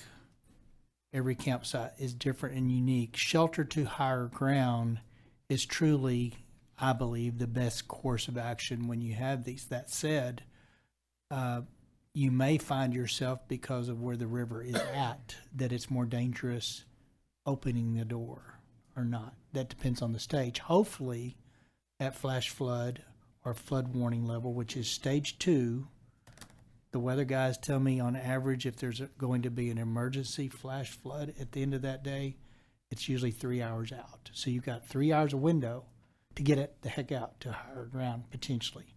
So the generic, and in this case, it proved to be fatal. But there was things that had we had SB1 in place prior to, those girls wouldn't have been there. So on a judgment basis, I'm not going to try to second guess or, those girls, that the counselors, they were following what they were thought to be, but that water raised so quickly that somewhere between probably 30 minutes, it went from ankle to rafter level. So if you had a movement to get out, you probably would have had the same impact. So it's a timing, it's decisive, quick action, it's objective standards. So what I hope we have done with SB1 is established an objective standard that nobody has to question. Mm-hmm. Nobody has to second guess. Nobody has to wonder, should I get out? Should I not get out? You go to higher ground. A predetermined, pre-drilled, so on that front. So when dishes ask if you have a plan, they are, and they're provided we shelter in place or whatever that is, that's that camp's response, and it's not dishes expertise nor mission to question the validity of that's the best plan, because they don't live on the camp every day. So I caution not to say that in this instance it was not a good plan, but there was a calamity of other influences that actually bore out the way it did before that issue was needing to be decided. So Are we absolutely confident that we're leaving that up to each individual camp member to ensure our campsite? Well, I'm confident in this, based on Mother Nature and the inability to predict exactly when and where and what she's going to do. that if at a second stage warning, that is an average of 3 hours out before a bad event, if there is a bad event. These kids may be playing a lot of cards for 3 or 4 hours routinely in camp experiences going forward, but that's okay because they're in a different safe place. So all I know to do is get kids to higher ground as quick as possible. And if you give an objective standard of second level warning, which means emergency isn't happening, it could happen, it might happen, you've bought time to do the things that we all expect common sense you would do. But I don't have I would caution, number one, that we don't want to give dishes the mandate that they determine what evac plan looks like, that they just make sure there is one. And then I'm going to say this, do I trust camp owners to determine what that is? You know, you have to at some point assume that they've got the best interest in there. But we can't mandate what an evac plan looks like or a shelter in place looks like for every single camp, because everything's different. All I know to do is alleviate some of the concerns by making sure the kids aren't there if they didn't have to be in that place. Sure. So that's kind of where it's at. I guess to Mr. Fineski, the plan that you have in place now, I guess some of the follow-up questions you were asked, you have all the confidence that your plan, well, now going through something horrific like this, something that you've never seen before, you're confident now you would have and you did a commendable job, saving the folks in your camp. But you're still tweaking that, and you feel other camp owners near and around you can meet that standard? Yeah, 100%. I do. In camps, I mean, and I'll speak mainly for myself, but just, we've had conversations, amongst ourselves. We know everybody, and we deeply care for these kids. There's no question about that. This is one, and I tell our parents that, I'm going to accept we're an all-boys camp. I'm going to accept your son with the idea, and I'm going to treat them as if they're my own flesh and blood. And camp owners, camp directors, they mean that. They live by that. They worry about, I and my wife, we worry about these kids throughout the year. We check in on them. We get updates about successes and failures and life happenings throughout the year, and we give them phone calls. We give them letters. We're concerned about them. And that doesn't change when they're in our personal care. So the idea that, yes, with the guidance of SB 1, I have the utmost confidence that camp directors will step up and will make those right decisions. Because again, a lot of us are already asking those questions. Even some of the camps that weren't directly impacted by the flood, they're still asking those questions of, okay, well, what if it had turned, and what if it came down the North Fork instead of the South Fork? And so they're asking those questions as well. They might not have received the damage. They might not have, they're not dealing with all the stuff that the South Fork camps are, but they know that what if. And their care, they're, just along with us, it's there, and they're going to do what's right for these kids, and they're going to do everything that they can think of that's going to be right for these kids. And now, again, with the guidance that's being laid out, it's giving just that much more of saying, just like Senator Perry said, get them to high ground, and using that just as a base, that gives a good foundation to make sure that that the rest of the plan falls into place, and making sure that these kids are safe. Well, your commitment, your decisive action really showed your care for the children. God bless you for that. Mr. Daly? Dally, yes. Is there anything you can do as an association with campground owners to kind of, grab best practices among campground folks with their evacuation plans and kind of share that with each other? Yes, we meet regularly, and we have our what we call our members-only page, which has a list of emergency things. It lists different evacuation plans of what to do if you have a shooter, a tornado, a fire, a hurricane. There's a lot that we have out there as a resource, and of course, now we've added more flood stuff in that because a lot of our parks are rising water rather than rushing water, but there are some in rushing water. And it's just, we talk about it a lot now in meetings and that. And so we are spreading the word. It will go out when we get some plans finalized. Our lawyers looking at them to make sure that you got to tweak it so it's just perfectly right. But we are working on that. And I will say one thing too, is warnings are important. But where I live, I get a blanket warning of 15 counties for flash flood, which that doesn't help me if it's 15 counties.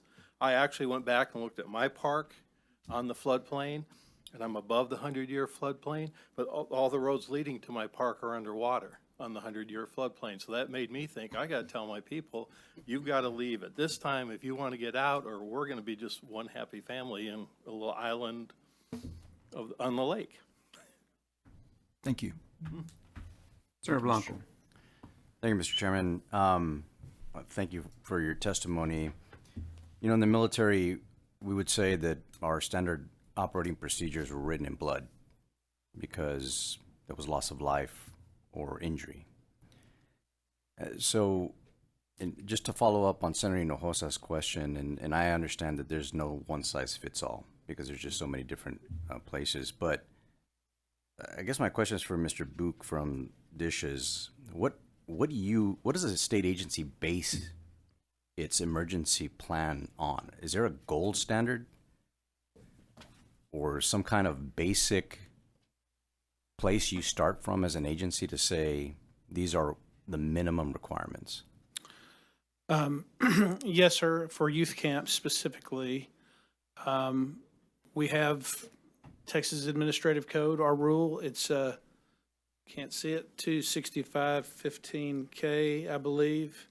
And it pretty well lays out what we expect of camp emergency plans.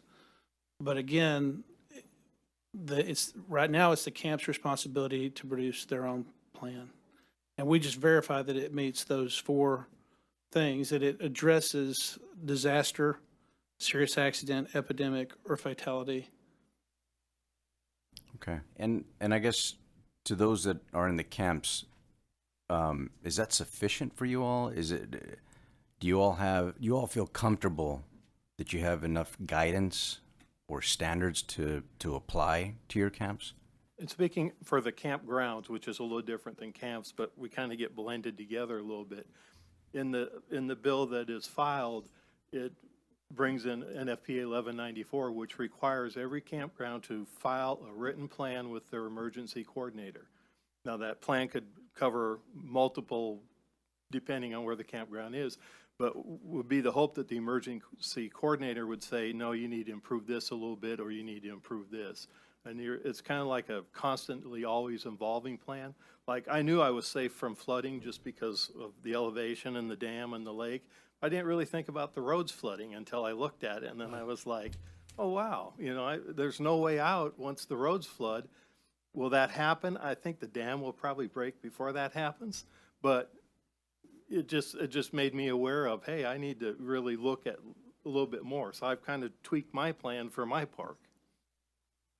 Thank you. And just a follow-up question to Mr. Book. So these emergency coordinators, what are the training requirements that they have to go through? Well, we don't have emergency coordinators. We have registered sanitarians that verify that the camps meet 86 different inspection criteria.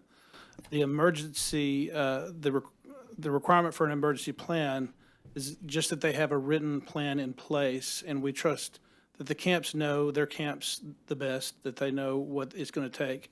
Now, one thing that I failed to mention a minute ago after reviewing my notes, those plans are required to include procedures for emergency shelter and for evacuation. So our inspectors are reviewing it to that level to make sure that it hits those points. And your inspectors receive their training from where?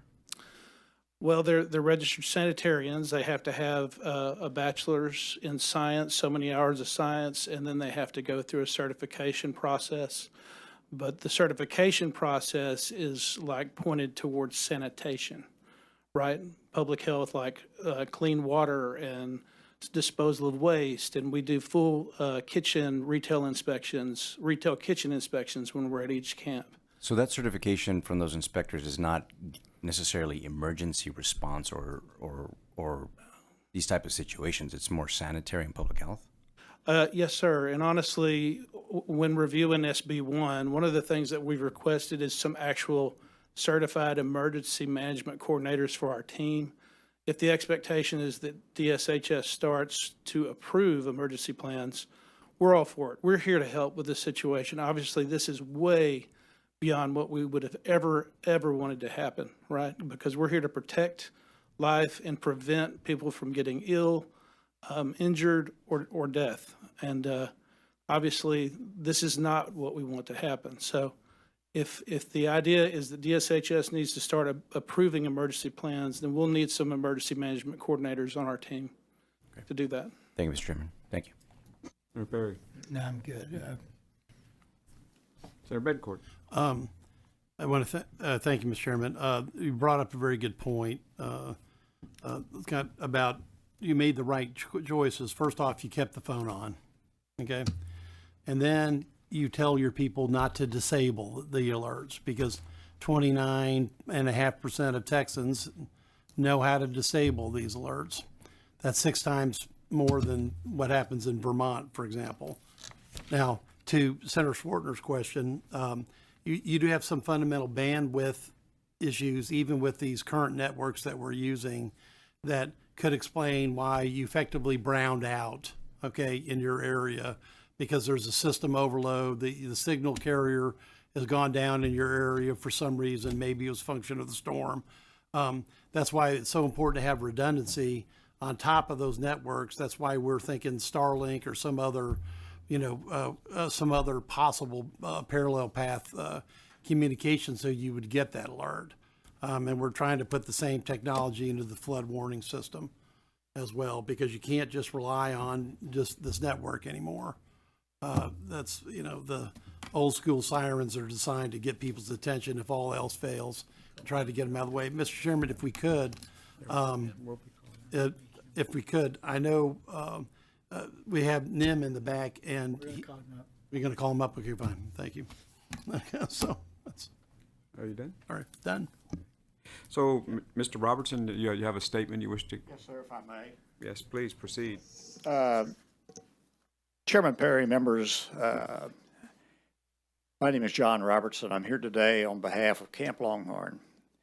And as I mentioned to Senator Flores, we would like to change our registration from on to support of SB1.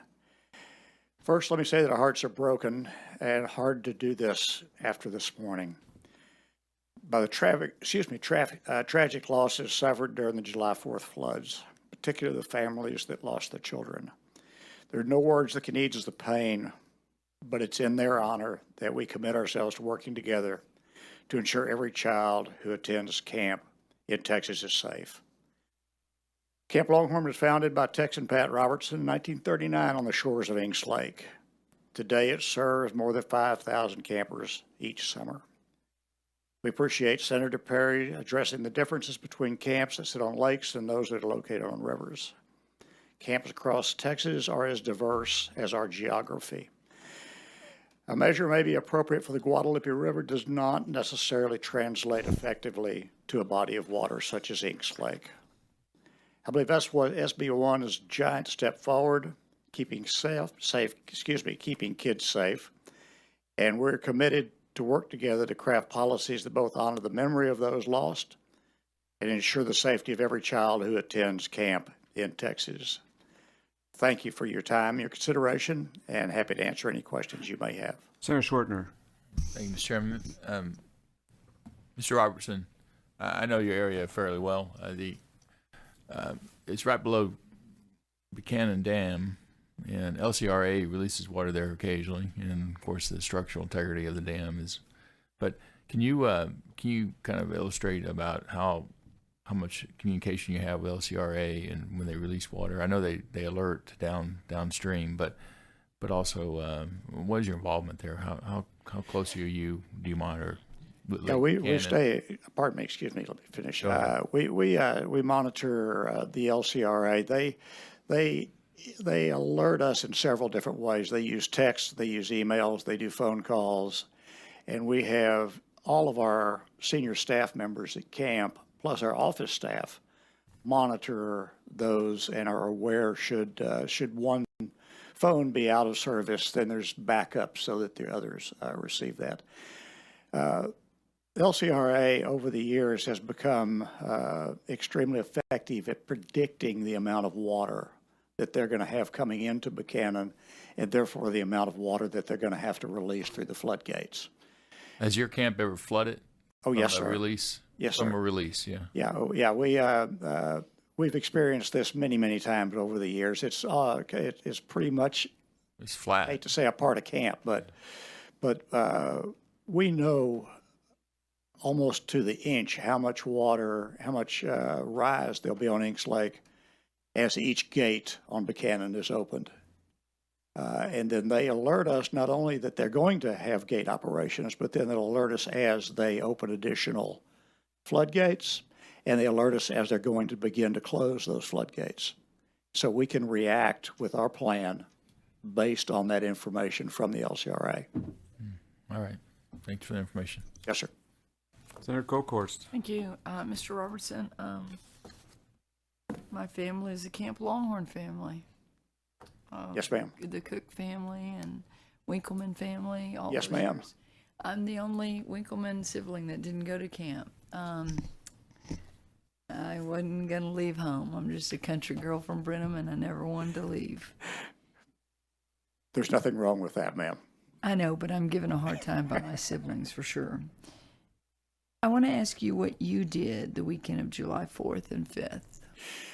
We actually had a pretty good rain event at the same time that all this was occurring around the state. It had very little effect on Inks Lake, just a few inches or so, a fair amount of debris that came from little areas around the lake. The biggest effect we had was that was our Visitors' Day. That weekend of July 4th. So we had to do a drive-through Visitors' Day as everything was so soggy that we couldn't park cars.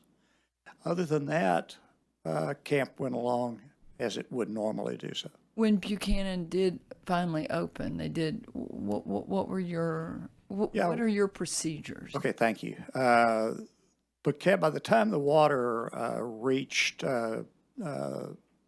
the height of Buchanan Dam, is I believe the 7th. As soon as we received notice from the LCRA that they were going to begin gate operations with one gate and subsequently up to 4, we have several cabins that are low-lying, fairly close to the water. We moved all of the campers from those cabins. We moved them up into permanent structures up on high ground, and that gave us time for them to pack overnight bags and move up to that area. Other than that, we restricted, of course, all lake activities because of the high water. And other than that, we proceeded pretty much camp as normal. Pat was whom to you? Your dad? Tex and Pat, my mom and dad. Yeah. That's right, Tex. So y'all have had this camp for how long? The first year was 1939. I personally have been involved as a camper and a counselor for 75 plus years. A couple of years overseas with the Marine Corps, but other than that, I was there the whole time. So, Mr. Robertson, you were here for this morning's testimony. And, yes, ma'am. As a family camp operator since 1939, what have you learned from what happened at Mystic, which is one of y'all's sister camps across the way, but a girls' camp that, you know, you've known forever? You know, first off, I repeat my earlier statement that words can't express what it feels like. You know, being a dad and a granddad, I can't imagine, but I certainly understand. Every time an event, whether it's serious as this one or minor, which occur at camps over the years, we look at everything we do in the light of that event and say, what can we do better? What if that were to happen here? What might we think about before that happens at Camp Longhorn? So this doesn't happen just while camp's going on or when they open the gates on Buchanan. It happens, you know, as Scott said, it happens year round. We think we love and we live camp day in, day out, all of our lives. So our heightened standards here and the tragedy of the July 4th floods, do you think as a camp, the 1,000 plus with the 350 plus that you oversee, do you think everyone understands the serious nature of complacency? It's the word used by the parents. And be prepared. I don't think anybody who has any understanding of what we heard this morning can doubt that the danger of complacency is more than we can live with. Well, Mr. Robertson, Tex and Pat and all of your family has been revered by my family. And as these parents said when they dropped them off, and you've had my great nieces and nephews there this summer, it is expected that they will be safe. I beg you to take that message to the other camp operators, because you are respected, because you have been in this business since 1939. Make them sit up in their seats and say, this is a minimum that you should do, SB1. I think Be better. The provisions that that this committee, has put into SB1, all of those are things that we've thought about. However, to put them in a legislative format means not only do we think about them, but we got to do them. So, yes, for that, a couple of things. We have a little organization here in Texas called Camp Association of Mutual Progress. We get together once a year and we share war stories, and we have guest speakers. We would love to have involvement from anyone on this panel or anyone in the state. The health department always comes and visits with us at this get-together. We would love to have the involvement of anyone else that could help us understand better how to protect these kids while we have them in our care. Well, you have some fathers sitting right behind you that I think have incredible stories to tell. Understand. Senator Schwertner. Thank you. Mr. Robertson, how many campers do you have usually? Well, at the two camps that comprise the Inks Lake location, Inks Lake and C3, at any given time, roughly 750. Yeah, it's a huge camp, right? Did y'all, the night of the tragedy, July 4th, did you receive, were you out there? Were you out there? I was not there at that time. Did they receive National Weather Service alerts on their phone? We received just typical. We don't really get, we had flash flood warnings for Burnett County and Travis County. We're just across the lake in Llano County. Yeah. And yes, they were, we heard those alerts. On the phone? Yes. Right. And what's the elevation of Camp Longhorn from water level to maximum height? From the water level to the highest point of Camp Longhorn would be Church Mountain, which would be 890, is the lake level at about another 900 to 1,000 feet. So it's quite high. I didn't realize you had that much elevation. My niece was actually at your camp during that time. My sister and brother-in-law went and got her the next day, actually. No offense to you. That was fourth term. Yeah, there was probably a lot of those families that were excited to come get their kids that day.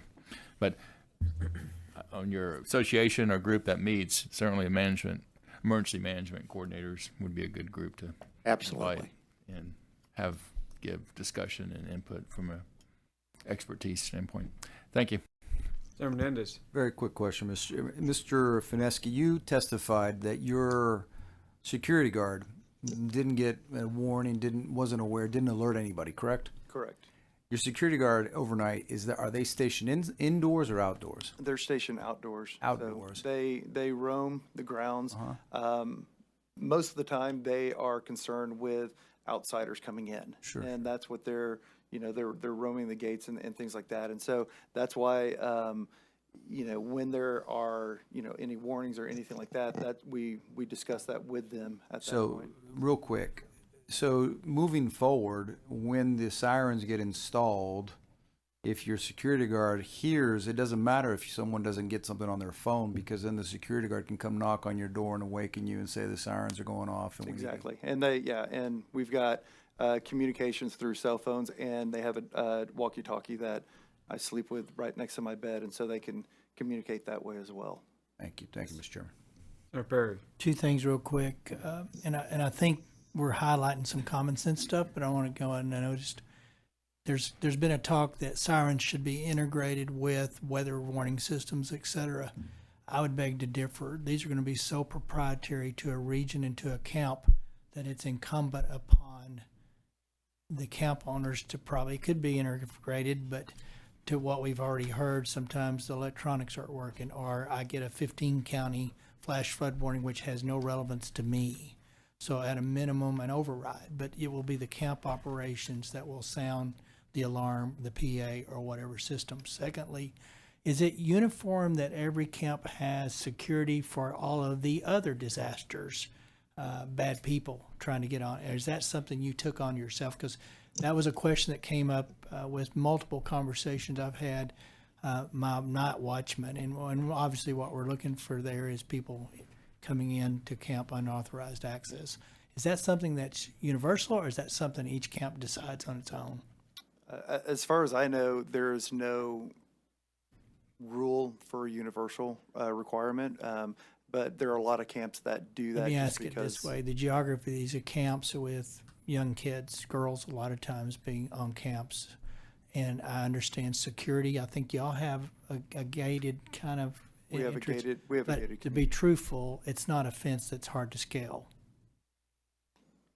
Maybe right. not. I guess my point is cameras with some person there watching activity off of cameras is probably not a bad idea. I know that people don't like that, but in the world we live in, I think that's just another one level of problems that we need to at least try to address. So I didn't know if it was required or not. I know you said you had a watchman. It's not required. We do. Our security, they roam. They're not stationed in one location. We do have cameras at the gates. And so, do you have cameras along the fence or cameras around the cabin areas? We do not have any cameras inside of the actual campgrounds because we don't have that. But we do have it along the perimeter, at the gates, at the fence line. I think in a meeting with you and folks that it was mentioned that cameras are pretty cheap and night cameras are really cheap. Yep. And for like $15 a month, you can have a monitored system. Exactly. So. Something that we may think about between now and Thursday for sure. Thank you. Thank you. Members, any more questions? Thank you all very much for your testimony. Thank you all for being here. Thank you. At this time, I'd like to... So she didn't actually do their PowerPoint. He kind of talked to us. We don't know. Mr. Buick, we didn't ask you to do your PowerPoint presentation. We don't I think consensus is we're good. We're good. If you're good. Of course. All right, you Great. actually, what we, in these kind of formats, we kind of like to just go straight to the issue and not give it the fluff of just preparation for sake of preparation. But if you had something important in your PowerPoint you wanted to let us know, we're more than willing to have that. I appreciate that, Chairman Perry. I think we covered. Thank you, sir. Appreciate it. We thank you for that. Thank you all for being here. At this time, I'd like to call up as a resource witness Chief Nim Kidd.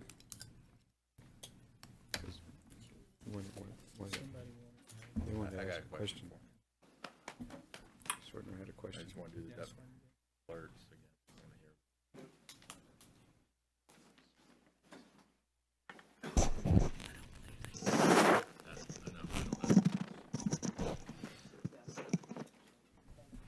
Chief, how are you? Good, sir. Thank you. You know the drill, your name and who you represent? Yes, sir. Nim Kidd, Chief of the Texas Division of Emergency Management.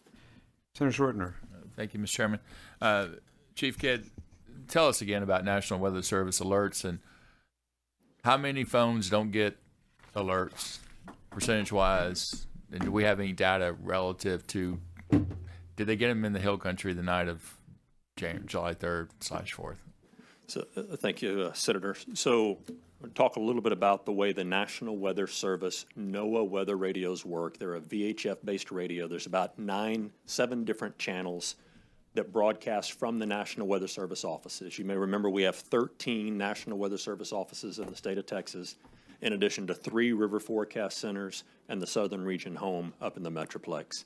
Each meteorologist in charge and warning meteorologist from the National Weather Service local office has the capability to activate the National Weather Service NOAA weather radios. There is a system that patches that alert together to cell phone providers. And I think that's where we may have lost or have some confusion about if I can turn the alert off on my phone. Right. To your point earlier, valid point, different carriers, different cell strength, tower strength in different locations. So if you're on one carrier and I'm on another, that alert could go out, it could be broadcast. Your phone could get it, my phone could not. And so my hope is that we look at the actual NOAA weather radios. They're $35 at about every grocery store and Home Depot and Lowe's and everything else that you can find. They automatically tune to the most powerful channel in that area. They're plugged into power and they have a battery backup.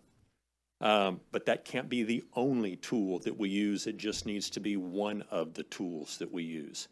I personally have very little faith in the phone's ability to know when it is in service and out of service. Nothing on the phone is going to tell you or me that my phone is not capable of getting that alert right now. I think many of us have had times when the cell works and the text doesn't, or the text works and the cellular side doesn't. So my hope is that the 2 points of contact is a good thing at a minimum of 2. I don't think it'll be a one-size-fits-all approach for every camp across the state because some will have fiber, some will have access to VHF radio, some will be so far down in canyons that VHF radio won't work, and we will need to get to the point where a responsible adult is inspecting those and verifying 2 points of contact. That system that you just mentioned has a backup, battery backup, and tunes automatically. What is that called again? The NOAA weather radios. Is that in the bill as far as mandating that they each camp have one? Okay, thank you. That's all questions I have for you. Thank you, sir. Sarah Bedford. Then 2 questions just to follow up on that. The bill pattern does have a NOAA weather radio in it. When we look at, because of all the things you said, the real problem is you're not sure if you're in service or not.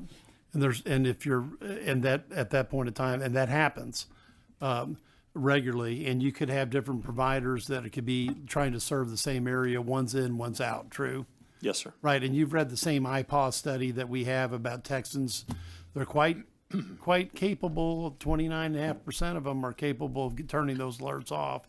And that's probably due to the geography of the state, because just as one of the camp owners said, he's getting 15 county emergencies, and these are much more localized problems, true? Yes, sir. Now, we mentioned earlier, I think it was Dishes was looking for additional people because they need some emergency management coordinators. Now, do you all have any operability of working department to department? We would be honored to support the department, sir. Okay. And just one other point, I think when we look at this integrated gauge flood warning system, to have any effect, I think we're going to probably, and I'm going to use the Upper Guadalupe River Authority as an example, where if we had a gauge that was upstream 7 miles up and it saw that meteoric rise that Senator Perry was talking about earlier, I'm going from memory, 26 feet in 45 minutes, we would have to probably signal that alarm automatically to have enough of those 24 minutes to be usable by the human beings down the road. Am I missing something? No, Senator, I don't think you're missing something. I think we should never trust a completely automated system. There always has to be a responsible adult paying attention. Right, and there has to be an override on it, but Yes, sir. I think that we'd have to go with an automatic system if we were using that gauge 24 miles up. And if we have a false positive, I'd rather have a false positive than not, because we can should be able to turn that off either automatically or if we had to, disable it. Because if we're looking at 24 minutes, by the time, and the county that we were in, there'd be no way there'd be an intervention with those authorities to be able to say, I've got a positive signal, should I, hit the siren? If we're looking at that type of meteoric rise, we have to automatically hit that siren. Because, we only had 24 minutes before that wall of water consumed everyone downstream. Yes, sir. Thank you. Any other questions for the chief? Any other Thank you. questions? Thank you, chief. For being here. I know you've been standing up, but I guess that was your choice. Yes, sir. All right. Out of honor and respect, and it's been mentioned many times, and Governor Abbott has been very, very clear, crystal clear with me. We are not stopping the search for SEAL. Thank you. Do that one more time. Say that again.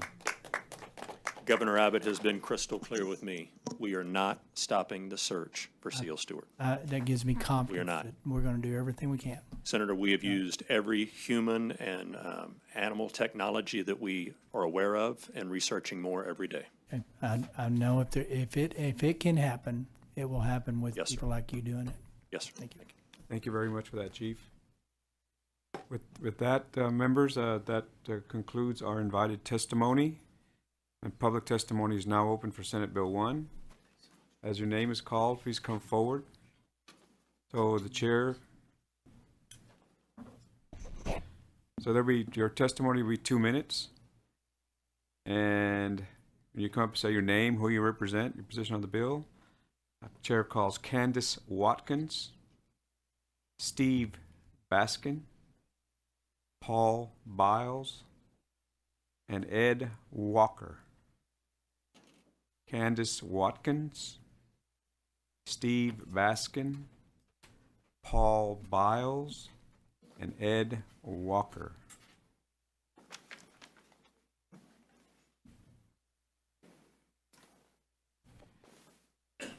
So we begin, am I right, please? And you state your name, who you represent. You have 2 minutes. Yes, sir. Thank you First for of all, being here. thank you all.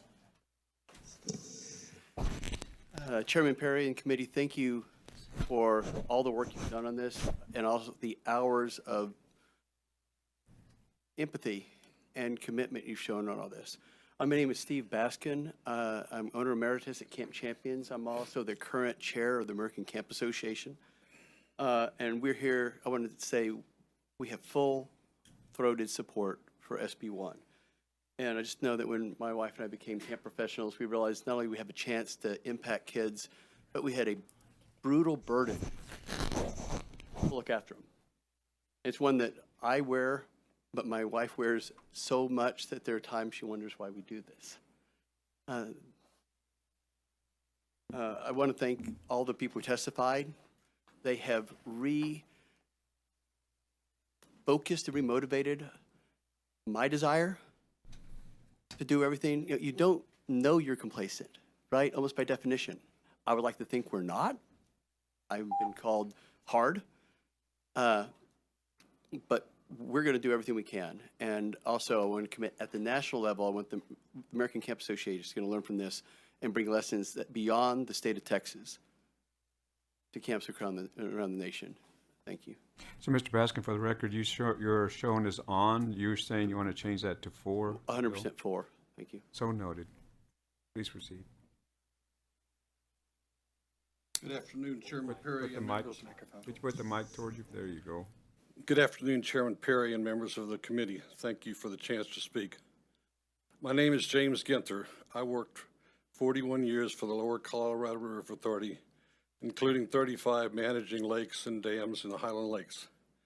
In my years with the LCRA, we always understood that safety is the top priority. It was something instilled in us from the old management when I first started, and in my later years, it was something we instilled in the employees that were taking our place. As such, I support Senate Bill 1. I may have put on in my registration, not quite knowing how all this works, but I certainly support Senate Bill 1. After hearing this testimony, I want to thank these parents for their strength, bravery, and commitment. The amended bill effectively addresses the difference between rivers and lakes. It also provides powerful practices that will help protect children. I came today because waterfront safety has been important to me, my family, and my career. I offer myself as a resource if the committee has any questions about rivers or lakes. Thank you. So you wish to change for the record your registers on to for the bill? For the bill, yes, sir. Thank you. So noted. Please proceed. Hi there, my name is Paul Biles. I'm the Executive Director at Teos Camp and Retreat. They're in District 18, so just down the road from you. And I first want to say when I signed up, it was on, but based off of Senator Perry's comments earlier this morning about some changes y'all have made even since the last, it would be for it. So noted. My concern was, again, back to those camps on the lakes and so forth, but also some wording in regards to providing lists of campers and staff and volunteers on site at the beginning of every session, and just whether that information would be kept private to the emergency management office, or is that going to be public information? And as you know, that people don't like sharing where they are and so forth, and so if we have a camper and a need of a separated family or some situations like that, or foster kids and so forth, that would be a dangerous situation that you'd be putting them in, saying that they're at our camp right now. And so I just want to make sure that y'all cover that basis as well. I've got 5 kids myself, and I send them to camp every year. I love it. I get to know the camp. They get to know the counselors. They remember them. But camp is important for kids. They need to get out into nature. They need to see God's creation, and we need to make sure they're safe.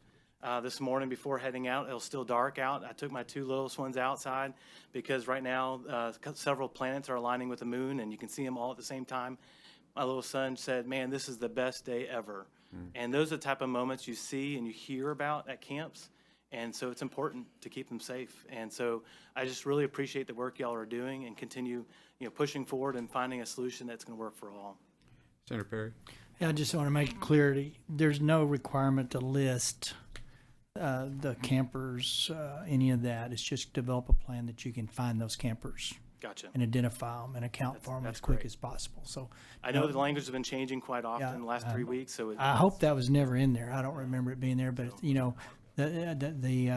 wasn't in our bill. Gotcha. At the same time, it is legalese, and so I can appreciate from a layman's eyes, sometimes it reads different. Exactly. Thank you for that point. Thank you. Please proceed. Good morning, afternoon. My name is Dr. Ed Walker. I'm the Executive Director of Mount Lebanon Baptist Encampment in Cedar Hill, Texas, and also President of the Christian Camp and Conference Association for Texas section. And my wife and I have owned a camp. I was saved at camp when I was a kid, grew up at camp, and so this is also taught camp management at Dallas Baptist University. So I've networked with camps across our state and the country and around the world even. So believe in the power of camp, and I'm really grateful for what I've heard among Senator Perry and others on the committee. I was too concerned about some just small aspects of the bill. I initially also put on, not realizing exactly what that meant, but it can certainly be in favor of Senate Bill 1. Again, another thing I enjoyed hearing is that are concerns I have. Sometimes with legislation, with the best intent, it can really do damage. Some of that because of inspectors who may not understand camp or who may mostly be in food service and are then expected to understand what camps operate. And I want to make sure the bill would focus on that. Also, there have been waivers in the past. For example, about 20 years ago, the legislature passed child protection training that we go through to make sure children are safe when they come to camps. And every adult volunteer from churches goes through that. They pass tests, they give us that information. And yet the next year after that was implemented, colleges were exempt from that. And so you can send your 10-year-old to a college campus. They can stay in a dorm room. Those food service personnel are not child protection trained. And those waivers were granted, but through lobbying, I guess, or phone numbers that were, or donations. But colleges are able to do camps. We're not worried about them on floods, but we are in a lot of cases on other things. So those were my concerns when a bill like this, really with very short notice. We're the largest church camp, so we'll have 12,000 campers, 1,200 a week. Thank you. And so appreciate what y'all are doing. Thank you for your testimony, Senator Perry. Thank you for highlighting that other area that's outside the scope of SB1. But, I understand waivers and needs, and sometimes there's a practical application, but when the application is we just don't want to. And so maybe we'll revisit that in the next session. Thank you. Thank you for bringing it to our attention. Senator Kokhorst. Yeah, that was SB 253 in 2003. Mm-hmm. Right. We'll make that. Members, any other questions? Thank you all for being here. Thank you for your testimony.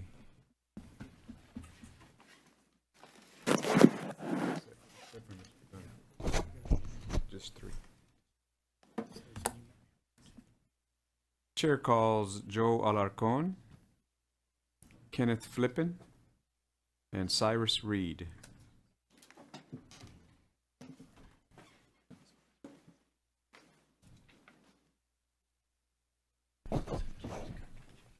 Changed to 4.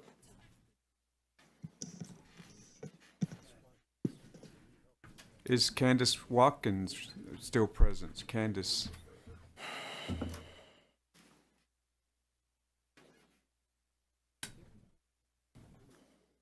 We'll begin on my right. Can you state your name, who you represent, position on the bill, and you have 2 minutes. Yes, my name is Joe Alarcon. I am the CEO of Cedar Canyon Camps from Happy, Texas. And thank you for having me. Real quick, I am here to voice the strong support of Senate Bill 1, the Camp Reform Bill, to urge you to strengthen it with one critical missing element: emergency notification and communication. You asked a really great question earlier as to what are we missing. At the end of the day, it's really, really simple. It's going to be clear direction, notification, and implementation. Those are the 3 things that have been missing, and we're working towards that. My biggest concern is that when it comes to notification, at the end of the day, where I am at, I too, like many, am not getting proper communication and good information in order for me to make a good decision. The nearest weather station is miles away, and whenever those warnings do go off, they are inaccurate. Since the Mystic Camp incident, and my heart grieves for those families, because I know what it's like to have a camp fail you. My son was a victim at Kanakuk, and as a result, I have lost a son as well. So I know what it's like to have a camp fail you. And so this testimony is personal to me, and my ultimate goal is to keep campers safe. But we have to, in this bill, we have to be putting measures in here that focus on tie in, and also put some mandates that require the emergency management system, whatever it looks like, to make sure that we get good communication. I'm begging for help. As a result, I'm working with an organization called The Range to be looking for different and innovative ways to using technology, and I would love to leave you with some documentation that talks about some of these initiatives that put out weather sensors out there that are trying to integrate communication in rural areas like most camps are. So we need help, and that is why I'm here. Thank you. Thank you.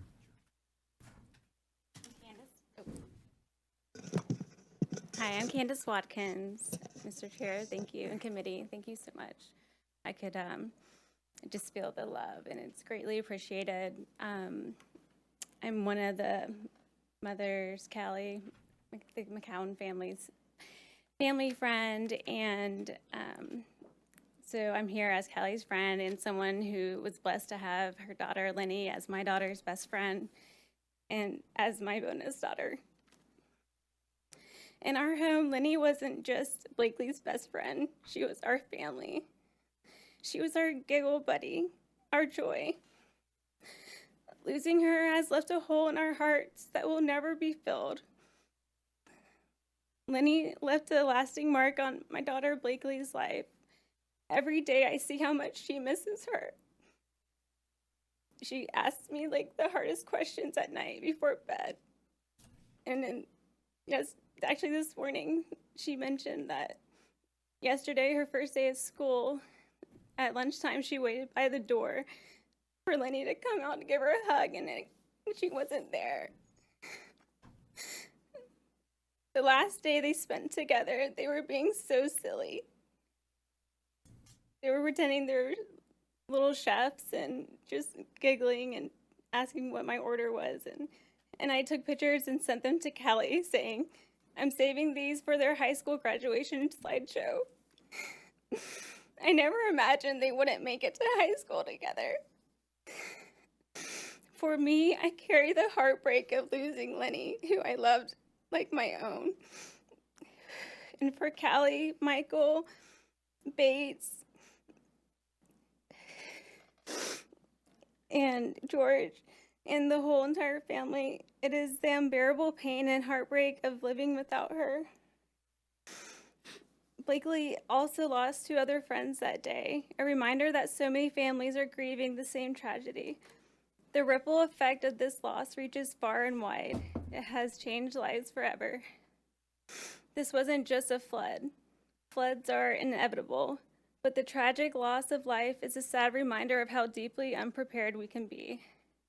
My hope is that these girls' memory moves all of us to act, so no other family has to carry this kind of loss. Thank you. Thank you for your testimony. Thank you for being here. Thank you, Kenneth Flippen with the Texas chapter of the U.S. Green Building Council. We strongly support this bill, and we thank you for it, Senator Perry. I also want to say that as a young person, I went to a Christian youth camp, and it definitely is the reason, or one of the key reasons why I was a circuit preacher at the age of 16, because of the influences at that camp. I want to also thank the families. Advocating for building codes is really boring most of the time, but they do save lives. Codes save complacency, and this bill does that. The key provisions that we support is the prohibition on buildings in the floodplains at youth camps. That's so important. And also the FEMA exemption part. We offered some suggestions. I think your approach is even better to say, it doesn't matter if you got the FEMA exemptions, we're going to apply this. We do have a couple suggestions. One thing is that that specific language says that they may not. We think it should say shall, just because may leaves a little bit more as far as prohibiting the license. The other thing that I want to say, and I shared this with y'all, is that there's 600 to 700 camps that aren't for children. And we want to point out that the things that Cyrus and I are going to suggest is that in those camps, there should be a prohibition in building in the floodways. And if you're building in the floodplains, you should have to build according to code, which is 1 foot above the flood line, okay?